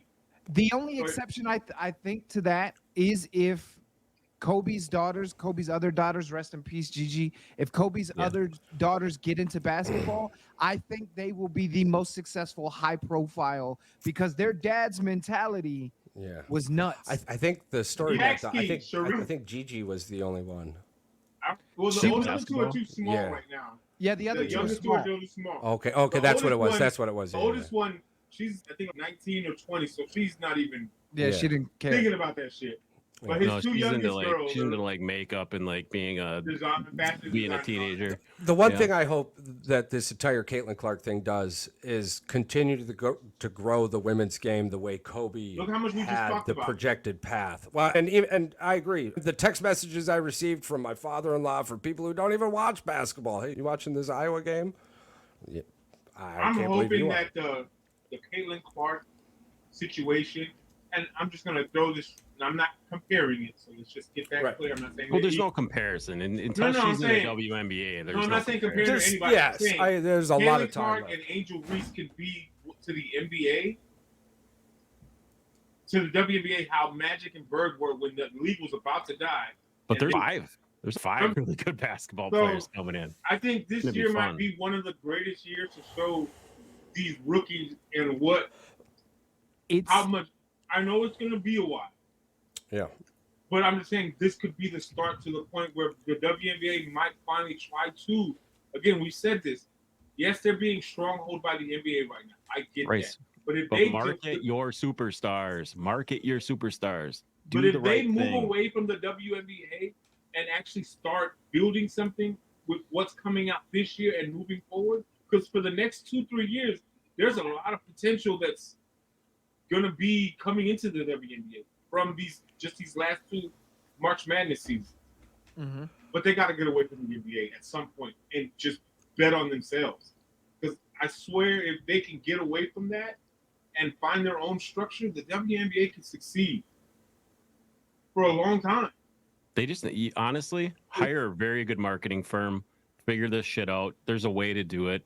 They sell freaking African turds to freaking people on Etsy, Yeah, that's so you can figure something out. They If sell the- people's if- dirty underwear and stuff. So if they can figure There's a out market. how to keep women's college basketball as hype as it was these last couple of years, yeah, absolutely. it's going to be nothing but greatness for the WNBA.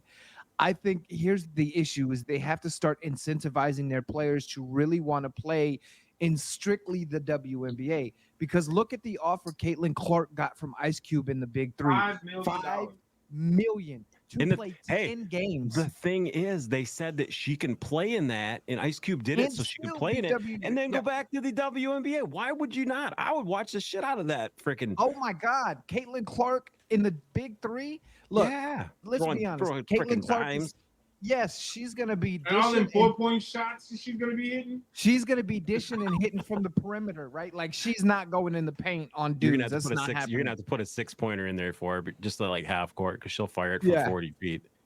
But I think, man, I'm as a girl dad, and it just is what it is. It's really dope to see where women's sports is at right now. Yeah.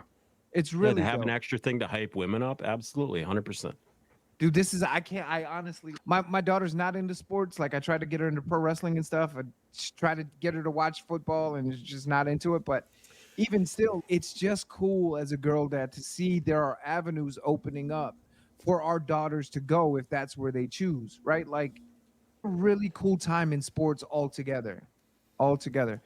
Well, talking about that, let's go ahead and get right into it. Let's round it off. I'll start us off. We're gonna give a mock 10. We're gonna give a mock top 10. We're gonna hit the draft. We're gonna segue right from the NCAA right into the draft. And man, I had a lot of trouble with this. Mostly because I can see a world of trades happening, but I don't understand them. Well, okay. Would you rather just do it this way? Do your top 10. Your top 10. The top 10 you think that each team should take. It's so much easier. You just look at the board. Mike, you got something to say? We can't hear you. I thought we were doing the top 5. Yeah, but Charles was talking about trades. What do trades have anything to do with freaking players being picked? I thought just we were. Pick, yeah, I thought. Yeah. What do you mean? Like you're talking about how trades are going to happen. What do they have to do with the top 5? Wide receivers. Oh well, I pulled a Patrick here, and I went the complete opposite. I created my fucking mock draft, my top 10 mock draft. We still have the top 10. That's part of it. We did top 5 quarterbacks, wide receivers, and running backs in the NFL draft. Well, we'll save on time then, and I'll mediate. We'll bounce back and forth to Patrick, Paul, and Mike. And then I was gonna say you wanted me and PR to talk about WrestleMania for a little bit, right? I mean, we could also just continue on these topics, jump around a little bit, and hit the draft next week. It's up to the gang. We can do that. We can do that. The draft next week would be perfect. We could do the draft next week. Because apparently Charles has his top 10, but he's pissed off because he must think there's going to be a lot of trades. I think there's going to be trades in the top 7. Top 7. Yeah, looking at it, like going through the mocks and everything, dude. I can see Jaden Daniels going to 13 to the Raiders. I can see, but I could also see. But here's the thing: I get going to New England. Here's the kicker. For Jaden Daniels to drop to 13, right? Like the Patriots don't like him, so they don't take number 3. But where I threw an entire chink in my chain, bro, is if Jaden Daniels drops to 10, do the Jets pick up Jaden fucking Daniels? No. I don't think there's not enough upside for it. Not that high of. I don't think Jaden Daniels gets past either the Redskins or the Commanders or the Pats. I think he goes top 3. We know that the Commanders love their running quarterback, so they're probably going to take Jaden Daniels. Yeah. And Charles is going to laugh, and he's going to go, well, his career is going to end up exactly how I fucking here's thought it was. The kicker. I'm thinking exactly. I'm not thinking about it realistically. I'm thinking about it how you would hope the other people would think about players, right? Like, you're not going to do good here in Washington. Are you a great quarterback? Yeah, but we're going to break you. So I'm going to pick somebody that I'm not going to break, right? Yeah. That's probably not going to happen. We would think this, but the fans. If Washington takes Jaden Daniels, the Patriots take Drake May. And now the number 3 is not being traded out anymore. And now you're looking at the fucking Chargers at 5. I heard Wolf loves JJ McCarthy. He wants him. That's Wolf. the GM for the Patriots. Oh yeah, yeah. You're bringing some scuttlebutt to the table. Goddamn. Yeah. It's so weird to hear you say GM for the Patriots. For 20 years, nobody has ever been able to say that. It's such a weird title. Yeah. Yeah, because we always said that. Dude, now the commish is with the Washington Huskies. His son is like the defensive coordinator for the Washington Huskies or something. Yeah, so he was wearing a full hoodie. People were losing their shit because he was wearing a full hoodie. The arms weren't cut off, and people were like, who the hell is that? I'm like, who is this guy? Thank you, wife. I love you. That's fun. It's fun, though. It's fun to watch. We love you, wife. They all love you, wife. She come in. Shut the fuck up. But well, since that broke off a little bit, let's go ahead. Let's deep dive. Let's deep dive into the WWE. Let's deep dive into WrestleMania. You guys gotta give us the full. There was a 2-day event, and I love the way they do it now. And I was locked away in a dark retreat. Hit us with the info.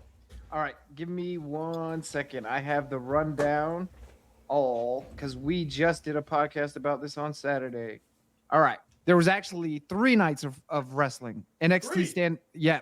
NXT Stand and Deliver, which is their developmental brand, but they were in the Wells Fargo Arena with 17,000 people sold out to the rafters. I heard the temperature had a small effect on night 1 on the hype of the audience. Yeah, night 1 it definitely did. Night 1, when it started, it was 52 degrees. And But the wrestlers don't feel that because if you look underneath, they have a heater. They have heaters coming down, so they stay It's warm. the audience. So the audience of night one was absolutely which was the lackluster. only negative thing I've heard. In Well, you 3 got to days. get it. There's There was- lots of there was, kids like, one or and two stuff. matches Yeah, it's that were hard mid. to. Yeah. NXT Stand and Deliver, I thought was a fantastic card. Just to break down, Joe Gacy, Sean Spears, Thea Hale, Fallon Henson. So 6-woman tag team match, North American title, NXT titles, NXT tag titles, women's title, and the NXT championship plus the main event. I like that entire card.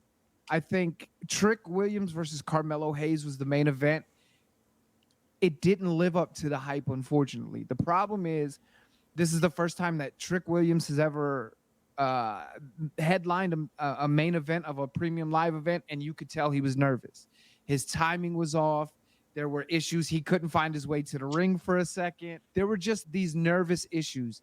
I think their rematch, because there's going to be a match too, is going to be off the chains because now you've got that spotlight. The biggest spotlight of the year is already gone. You've already shit the bed a little bit. Now let's clean up the shit and let's go remake the bed and show these fuckers what we can do. Because Carmelo Hayes is already a top talent, and NXT is going to be a top talent once he gets called up to the big ones. So it's just basically he was carrying the match majority of that night. So the right NXT person is basically the AAA. The minor leagues. It's They market themselves off WWE, and they do a very good job of it. It's not even, Yeah, NXT is run by Hall of Famer Shawn Michaels. Triple H runs the overall WWE. But so NXT is the farm system for WWE. Basically. They have a deal. They have an NIL deal. So they pull college recruits. They pull former football players. Kelsey and Lane Johnson from the Eagles were at WrestleMania this year and smacked the shit out of Dominic Mysterio, with the which I'm very chair happy from about. Mysterio. Yes. I'm very happy about. So yeah, NXT is dope because not only do you get they just made a huge signing. This Japanese women's wrestler named Julia. She is the biggest thing in Japanese women's wrestling right now. She now is leaving Stardom and the other company that's starting up and coming to WWE, which is a ginormous deal because Stardom used to work with AEW, the competition. So now WWE has stolen that pipeline. And that's where you're seeing these stars are coming out more and more ready. I think this is the problem with a ginormous card. Like when you try to put more than one multiple person match, is it gets to be a clusterfuck. There were points in this card where it was just like, it was weird. It was super weird. So I think this is Shawn Michaels' first time ever booking this big of a premium live event. So there were growing pains, just like with WrestleMania, and the first time Triple H has ever booked in Philly. You book in Philly in an outdoor arena, you have to take the weather into account. And I don't think they did. And I think it fucked up night one. You're in Philadelphia in April. And this is the thing, night one wasn't terrible. Me and Mike talked about this. I think there was like 7 or 8 matches on the card. And I would say the first 2 and the last 2 matches were probably the most interesting matches. And then you had the middle matches that were just super mid. They just didn't deliver, The expectations of what could have happened didn't happen. But it wasn't bad. So but the way that it ended, think of it like how Endgames ended. It left you on this wait, that's it? But I wasn't ready for it to be over. And night 2 came in and just fucking smacked you in the mouth. Smacked you in the mouth from the beginning all the way to the end. There was no low points in night 2 to the point where it got not boring, but you could be on your phone for a couple minutes because this match is not doing it for me. You'll get this comparison, Paul. Night 1 was Sunday Night Heat. Night 2 was WrestleMania. Basically, it's just like you go to Thanksgiving or you have this weekend of events like the All-Star Game. It started off great. It was terrible towards the middle, and then the dunk contest ruined it. But it wasn't to the point where it was like, wait, we still got the game tomorrow. Wait, yeah. So it was like that. But night 2 ended great, but night 2 was like So let's get into night one a little bit. Night one, the highlight of night one for me was Sami Zayn versus Gunther for the Intercontinental Championship. If you guys don't know who are listening, the IC title in professional wrestling has been around since 19. That's the Intercontinental. Yep, the Intercontinental title since 1970, created by Pat Patterson. If you're in the WWE Hall of Fame, you've probably worn the IC title at least once, 2-3 times. So that match, but what makes this match so good is the storytelling outside, and this is what's improved in WWE since Triple H took over. This build that they had with Gunther. Gunther is this big German dude. He's 6'8" and 285. Just big as shit and German too. He's your stereotypical German. Doesn't smile, beats the shit out of people, loves inflicting pain. Just your hardcore stereotypical German.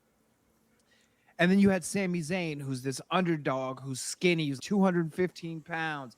He's a ginger Muslim from Canada. Like, always told he wasn't it. Yeah. And he comes in, the storyline was dope. It's not a new storyline. It's David and Goliath is the way they built it. But the way they presented it and the camera angles and the scripts and the montages and the training, like it literally looked like a Rocky movie in 5 minutes. And then you had the match and they were beating the shit out of each other. And look, disclaimer for people who are going to be like, oh, you're 37 and still watch wrestling. I know what it is. We know what sports entertainment is. We understand that. You're still falling down on your back on I know people who I work with that it's as real as they want it to be, and it is not that. And those people get hurt. Those people get hurt. They have bruises consistently. They get caught. In my family. Because even Logan Paul. He's been playing. He's been doing this for I think 3 years, about 2.5-3 years now. And he just said today on the Pat McAfee show that he said fighting KO and Randy Orton was harder. He said fighting Kevin Owens was way harder than fighting Floyd Mayweather. He said when you're in boxing, it's just you and this one person. When you're doing wrestling, even though it's just y'all two in the ring, you're building a show that you have to entertain these 75,000. And when you're doing it at WrestleMania, the normal attendance is between 70 to 75,000 a night. Yeah. Yeah. So it's different when you're boxing. It's just you and the boxer. But when you're doing this professional wrestling shit, it's just more than you and them. Right. You're supposed to keep everybody engaged. It's not just you. It's you, the fans, whether that be negative or positive. You have to keep them engaged. Every person has to play a part. The referee, the commentators, the announcer. Everybody plays this part. Like what WWE did so well on night one is they made a slow build. The matches were not great. The first 3-4 matches just weren't great because the first match was fantastic. It was Becky Lynch, Rhea Ripley, awesome. Entrances were perfect. Wrestling was great. I think women's wrestling right now is better than men's wrestling. I'm going to say it plain out. Just like I think women's college basketball is better than men's college basketball right now. It is. That match was fire. I think my two upsetting matches were the Usos and the girl six tag team match. The girls to me wasn't upsetting because I knew they were going to do that. You can't. Jade is so green. Jade Cargill's 31. She's in fucking insane shape. I need y'all to go look up Jade Cargill and see what she looks like. Yeah, she's ridiculous. You know who she's married to? No. Brandon Phillips. She's married to Brandon Phillips. Really? The shortstop from the Reds. And Jade Cargill is built like a goddamn sculpted. Yes, but she's super green. So they gave her 2 minutes in the ring, protected her, let her beat the shit out of some people, kick some people in the face, get the pin, do her little sexy split pose, lick her fingers, call it a day. But why I love that match, and look, I'm a white guy, right? So I don't have the same bitching or complaining about representation because white guys are everywhere. Right. We just are. What I love about that match is not once did it become a black versus Asian thing, because it really could have, because that's what it was. It became focused on 3 black women representing for Black culture in wrestling, which is dope to me. It's super dope to me. Yeah. So I love. I mean, that it's America. Representation is everything.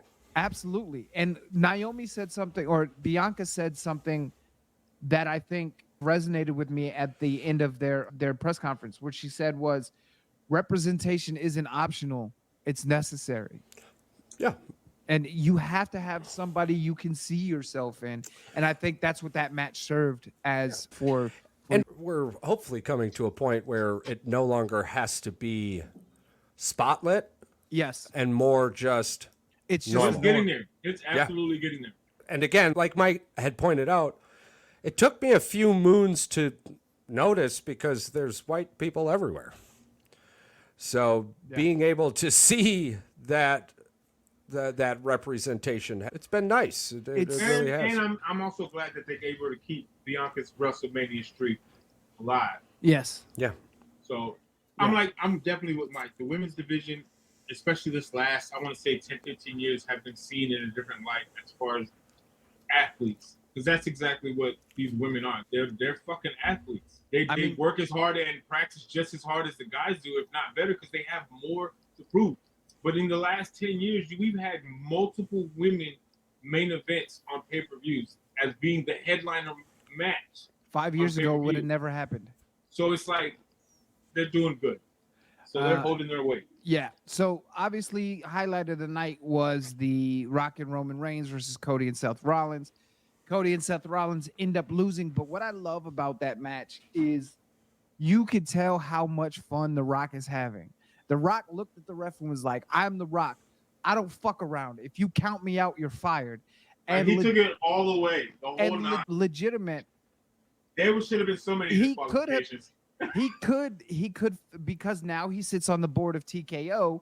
He could do that. What I like is they're starting to bring back that mesh between here's a little tiny bit of reality and here's me being the final boss. The build was great. And then night 2, the Philadelphia street fight between the Street Profits and Lashley and it was garbage. There was some really cool action and really cool spots in it, but the match overall wasn't good. I think surprisingly, the triple threat match was fantastic. I hate Logan Paul, and I don't think he should hold a title in WWE. But he worked the match. No. He worked the match, and he brings eyes. And obviously, WWE sees with him his fucking company logo is all over the place at WrestleMania. Hydration station. Yeah. They're starting to pull the UFC. They had a whole logos mascot. all over. Yeah, every match was sponsored by a different company. Every single match. And it was, good some of them marketing were right there. fun. Some of them were fucked up, and some of them were like, yes. come on. Whoa, what do you mean some of them are fucked up? So What check was this the out. sponsor? Okay, so Bobby Lashley and the Street Profits and BFAB are all a black group. They're all black performers, right? Right. Their match was sponsored by Snoop Dogg's Gin and Juice. That's funny as fuck. That's funny as fuck. And That's it's hilarious. It's And hilarious. Not But it's one. still- Hold on, I got I see another what one you for did you. there. That is In incredible night one. marketing right there, if On anything. night That's- one, the Bianca Belair, Jade Cargill, and Naomi fight. Guess who sponsored that fight? Wingstop. You racist pricks. Well, I got to tell you, they did really well with their marketing. WrestleMania 39. That's what this was, correct? WrestleMania 39. 40. Oh, this is 40. 39 was last year. Okay, so 40's numbers isn't out yet, but they had a lot to. They already said that they had the highest gate. Two-night total for WrestleMania 40 was 145,000 and like 600 people. No, I'm talking viewership. numbers. Oh, Viewership on all platforms. So WrestleMania that 39. hasn't WrestleMania 39 had 500 million views with and 11 million hours of video consumed across various platforms. So I'll be really interested. What's that? I was there at SoFi last year. Were you? He went to WrestleMania That last shit year. it was fucking cold. I don't give a shit. As the sun went away, Yeah. that wind started blowing in that stadium, and we was feeling it. I'm glad. Be every glad night- your ass was not in Philly. But I'm like, WrestleMania 39, it lived up to the hype. And 40. but 40 definitely. Once those numbers come out, I have no doubt that WrestleMania is going to be. And this is the thing, like Mike said earlier, this is Triple H's first full control over WrestleMania. Yeah. Since Vince got let go. Yeah. And he's putting his stamp already, as they call it. They're not even saying Triple H. They're saying the Paul Levesque era. Yeah, they're using his real government name. And I think we're in for a roller coaster of fucking fantasticness for the next couple of decades. Can we all be honest? Yes. Vince McMahon's mustache showed that he should have been fired 15 years ago. He would definitely be in a creep with that mustache. Yeah, okay. I'm just saying his mustache was the billboard of I should have been fired 15 years ago. You look like a lawsuit wall. Yeah, okay, cool. We're all on the same page with that. Yeah, 100%. So I would like to get y'all's opinion on this. Something that I did here and I'm able to bring to the table is that it's no longer the Universal WWE Championship. It's now the undisputed WWE Championship.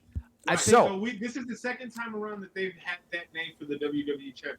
Okay. Remember with the Brock Lesnar era, that title was the WWE Undisputed, because WCW just got bought out, and then the world champion, the world heavyweight champion. Yeah, because that asshole went and got that tattooed on his fucking arm or his chest or something after he won it. They merged both titles and made it the undisputed WWE champ. So this is technically the second era of this. Yeah, we're going to see a belt redesign. Cody Rhodes. Is Cody Rhodes going to be belt redesigning? I feel like he has to, because I feel like the last person to hold this title was Roman Reigns, especially again when they got rid of the WWE initially and they made both titles one. Roman Reigns' era should have ended with that style of the belt. Yeah, and I'm hearing something about potential eagles. That's what he wants. The winged eagle. That's there's a couple of eagle themed belts. One's called the winged eagle, which is what Shawn Michaels, Bret Hart used to use, and then there's the one directly after them called the Big Eagle that Triple H, Stone Cold, The Rock, and Undertaker all used. I would prefer the Big Eagle just because it looks like it just looks really clean to me. But it's classic, and it's bigger. The winged eagle is such a small, like old school, like 1960s level kind of belt. So I have an idea, or not an idea, but a thought that just when the first. If you say the spinner, I'm hanging up. Fuck that. No, this is a Cody thing. It's a Cody reference that it just makes sense that the classic title's coming back, because when he won the Intercontinental title, he got rid of that oval egg-looking shit and went back to the classic. Yep. So could we see the same shit happening again? Well, we could, and the thing is, Triple H took that classic back and put that back on the shelf and came with his new IC title. So I could see going back to the Winged Eagle for a year or whatever, and then Triple H saying, all right, because Hunter, this is the thing about what this WrestleMania press conference, the hype leading up to it, the storylines throughout this year, the last 2 years. This is firmly not WWE anymore. And what I mean by that is The Rock has said fuck on USA Network, on premium live events, on Fox. And I get we're in a different era, FCC-wise, where they're letting things go. But not only that, everything feels natural. Nothing feels forced. Like, The Rock, and this is what I love about this era. The Rock comes back. He's this final boss, and I'm gonna make Cody Rhodes bleed. They're not so precious with it anymore. Where The Rock was doing an interview a couple days later, and he was like, "Look, this was all my idea to have Cody finish his story, but let's twist it up. Let's make Rock the worst heel that's ever been, and have him. You have these mountains to accomplish." And I think it paid off. The way he won last night, I think it definitely was a payoff. But I love the fact that they are blurring lines more and pulling more reality back into it like the Attitude Era did. But I also love what Triple H said. Triple H was like, look, not every match is going to have blood. Not every match is going to be full of swearing, because if it is, it becomes ECW, and that's what you want every week, and it doesn't mean anything. Right. We are getting the best wrestling mind for the business that can tie into pop culture. The guy went sneaker shopping with Complex and bought $4,000 worth of rare Jordan 1s, like different Jordans, right? The guy has pop culture knowledge. He's a 14-time heavyweight champion, so he has wrestling knowledge. And he learned behind Dusty Rhodes and Vince McMahon. He's got booking knowledge. I'm so excited to see not only where WWE goes, but because the wrestling business follows WWE. So where that goes, I'm excited. Sky's the limit. Sky's the limit. I would like to end that on this. I watched wrestling growing up with my dad. My dad's still a huge wrestling fan, so is my brother. They talk about it often. To me, and now this might be the new WWE, but Cody Rhodes just doesn't look like the WWE champion. In this era that he's in now, he's definitely the look that they do. Now, did that start with CM Punk? No, that's just the way Triple H sees God, it. no. Well, no, you gotta look. Go ahead. You got to remember Triple H. So Vince McMahon was into those roided out. Like Stone Cold Steve Austin, The Rock, Undertaker, Kane. Yes. Yeah. John Cena, Batista, Brock Lesnar. Rey Mysterio was cool, but now basically you've got Eddie Guerrero. Yeah, Eddie Guerrero. Like, those were big jockey people. Eddie. So you're like, what you started seeing that big man era go out when Triple H was running NXT because he had champions like Adam Cole, who's 5'10". Yeah. Johnny Gargano was. It's hard for me to see Cody Rhodes beating John Cena, even if he is wrestling until he's 50. Well, it's also hard. People also forget that Cody Rhodes is like 6'3" and 220 pounds. It's not. But the problem is Lane Johnson was out there, and he looked like Andre the fucking Giant against everybody else. That dude's a huge fucking dude. Did you see him out there? He's a foot taller than everybody. That's what I'm saying. He is towering over all the. Do you think that's going to affect the brand? No. This is why I'm gonna tell you not. So in the last, I want to say 10 years, most of the champions that have been the champion. AJ Styles, very short in stature. Kofi Kingston, very small in stature when it comes to comparable to other champions. Who else? You had Seth Rollins ain't the biggest. Seth Rollins too. Dean Ambrose is not a big guy. Even Finn Balor when he was the Universal title for a day. Even just his stature alone, he's not a big guy. So I think it hasn't killed it. It's just changing the mentality that. Because I guess before the big dogs like The Rock and Stone Cold, you had Ric Flair and Jake the Snake. Well, don't get it twisted. Ric Flair in his heyday. Ric Flair was a big dude. He was a 6'4". He went to private school 45 minutes down the road from me right now. He's a Minnesota guy. Yeah. He's a straight Minnesota guy. But the thing is, like, Triple H, I love the way he books because he learned from Dusty Rhodes. If you watch Dusty Rhodes booking, when he was booking, this is going to be me aging myself and revealing my huge level of nerd. Goldust? When Dusty Rhodes, the American Dream, baby, when he was booking down in Florida in the 70s and 80s, his heavyweight champions were not guys that were body guys, which is what they call the big jacked up roid guys. They were himself. Obviously, you're the booker. You're going to give yourself the title because you're going to make the most money. But they were guys like Mike Graham. They were guys like Barry Windham. They were these guys who were big, but they weren't Hulk Hogan big. Right. Because Dusty and Hunter feel the same mindset of the belt doesn't make the man should make the belt. And I think that's where we're going now. Roman Reigns, I think Roman is gonna be the last giant, just jacked up. No, you still got Drew. You still got Drew. You still got big guys. Karrion Kross has potential. But I don't think it's going to be consistently big guys. Yeah. Okay. Well, and even hearing Paul's list there, going back, actually, it does. It seems like it was a generational swap that's been slowly rode in, and it was more of an outside observation. Seeing Cody on the Pat McAfee show actually is what brought it to my mind. I'm like, man, that's the dude who's on top. But for somebody who hasn't been following it, that comment seems off-putting. Yeah.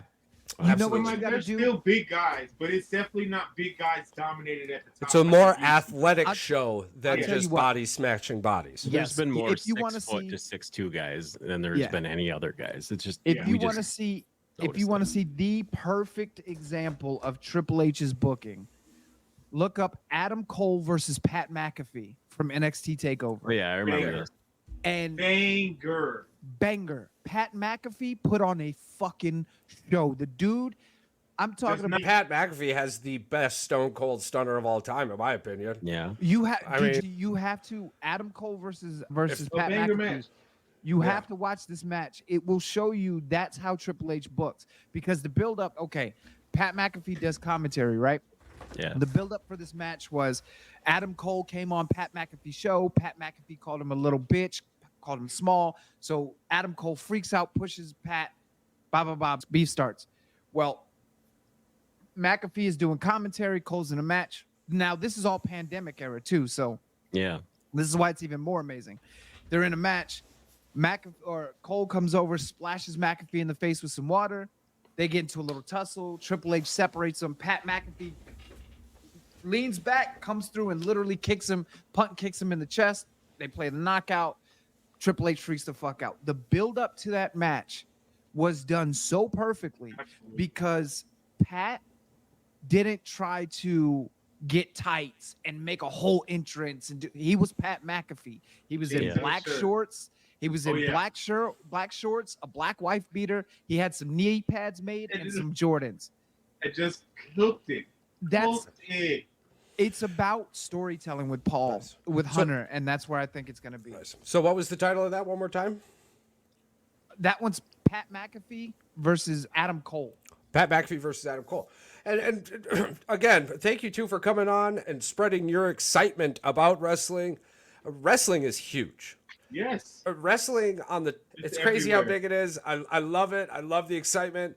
I've got people from all over the country on my Facebook. They had pictures of belts headed to WrestleMania.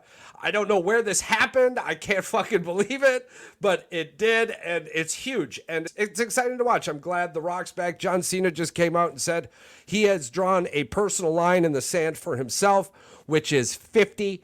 He said the hardest part about it is actually walking away from the WWE. Oh, He and said Lane it's- Johnson it's gonna literally suck. is a foot taller than Rey Mysterio. That's why he looked yeah. like a foot taller. Well, Rey Mysterio is a midget compared to everybody. Well, That's not a credible height. So let's 5'6". Damn. let's also put this out. Jason Kelsey and Lane Johnson are both training at the Monster Factory in New Jersey to have a possible WrestleMania match next year. What is it? It's got to be a tag team fight. Yeah, of tag course. team Absolutely. fight or Most what? definitely. And that'll help the WWE as well. I love that marketing sense, to be honest with you. Go out into that social world, train them up for a year or two even. Hell, if it takes longer than a year, I get to build it up even more. We'll throw a little bit of splash Exactly. of excitement in this WrestleMania. Something happens, and it's going to hit hard in the next one. Absolutely. That's fantastic. Listen to all our listeners out there. The mug had been gifted away. It's sad that you didn't win, but here at the Boys in the Woods podcast, along with our Check the Woods, our The Heat Check podcast / YouTube, boys, we care about you. So, of course, there is another giveaway. This one, super simple. Wait, I you're want- telling me there's more? There's so much more. I want the shirt. That's all you got to say. Plus, see, that's all you got to say. But you also have to get to the YouTube page, click subscribe, share it if you want to. That might get you an extra entry. It might not. We know the rules. I'm trying to tell them to you, but I'm making them up as I go. The main part is commenting, I want the mug / t-shirt. The mug's gone. I want the t-shirt. And you must click subscribe. Gentlemen, please tell everyone where they could find you. I'm going to piggyback off you for a second. That's such Yeah. a great idea that the Heat Check is going to do the same thing. Yeah, we are. So, We got a if you- double giveaway, Yes, giveaway, sir. double giveaway. I said it 3 Comment- times. That's too bad. Comment on any video on our page.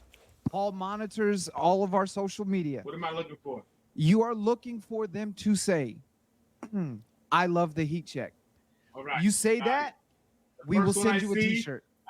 We got you a T-shirt, and I be checking this thing all the time, so I'll know who's did it and when they did it. Don't try me. And the best part about this giveaway is that it's at the end of this episode, so you sons of bitches had to go through the whole thing, and we love you so much. That's why we do these types of things. Yes, absolutely. So you can find us, myself, Paul. You can find us on Twitter at Your Heat Check. Actually, hold on. Let me give you the spiel because I just wrote one for Paul to say. So, look, for the boys in the woods and for when you're watching us, don't forget to like, subscribe, and hit the notification bell. Make sure you hit that notification bell so you guys can hear when the boys in the woods go live, when the Heat Check goes live, when Check the Woods goes live. Hit the notification bell. You can also follow you can follow me and Paul on X at Your Heat Check, on TikTok at the Heat Check Sports, and Instagram and Threads at Your Heat Check Sports. At Your Heat Check Sports. Thank you guys so much. As always, we care about you. We care about your opinion, whether it matches ours or not. We care about who you are as a person. We care about if you're doing well. And if you're not doing well, reach out. We love to talk. As you can tell, we talk all the time. So don't think we won't talk to you. The world is a much better place with you in it. Smile more. Absolutely.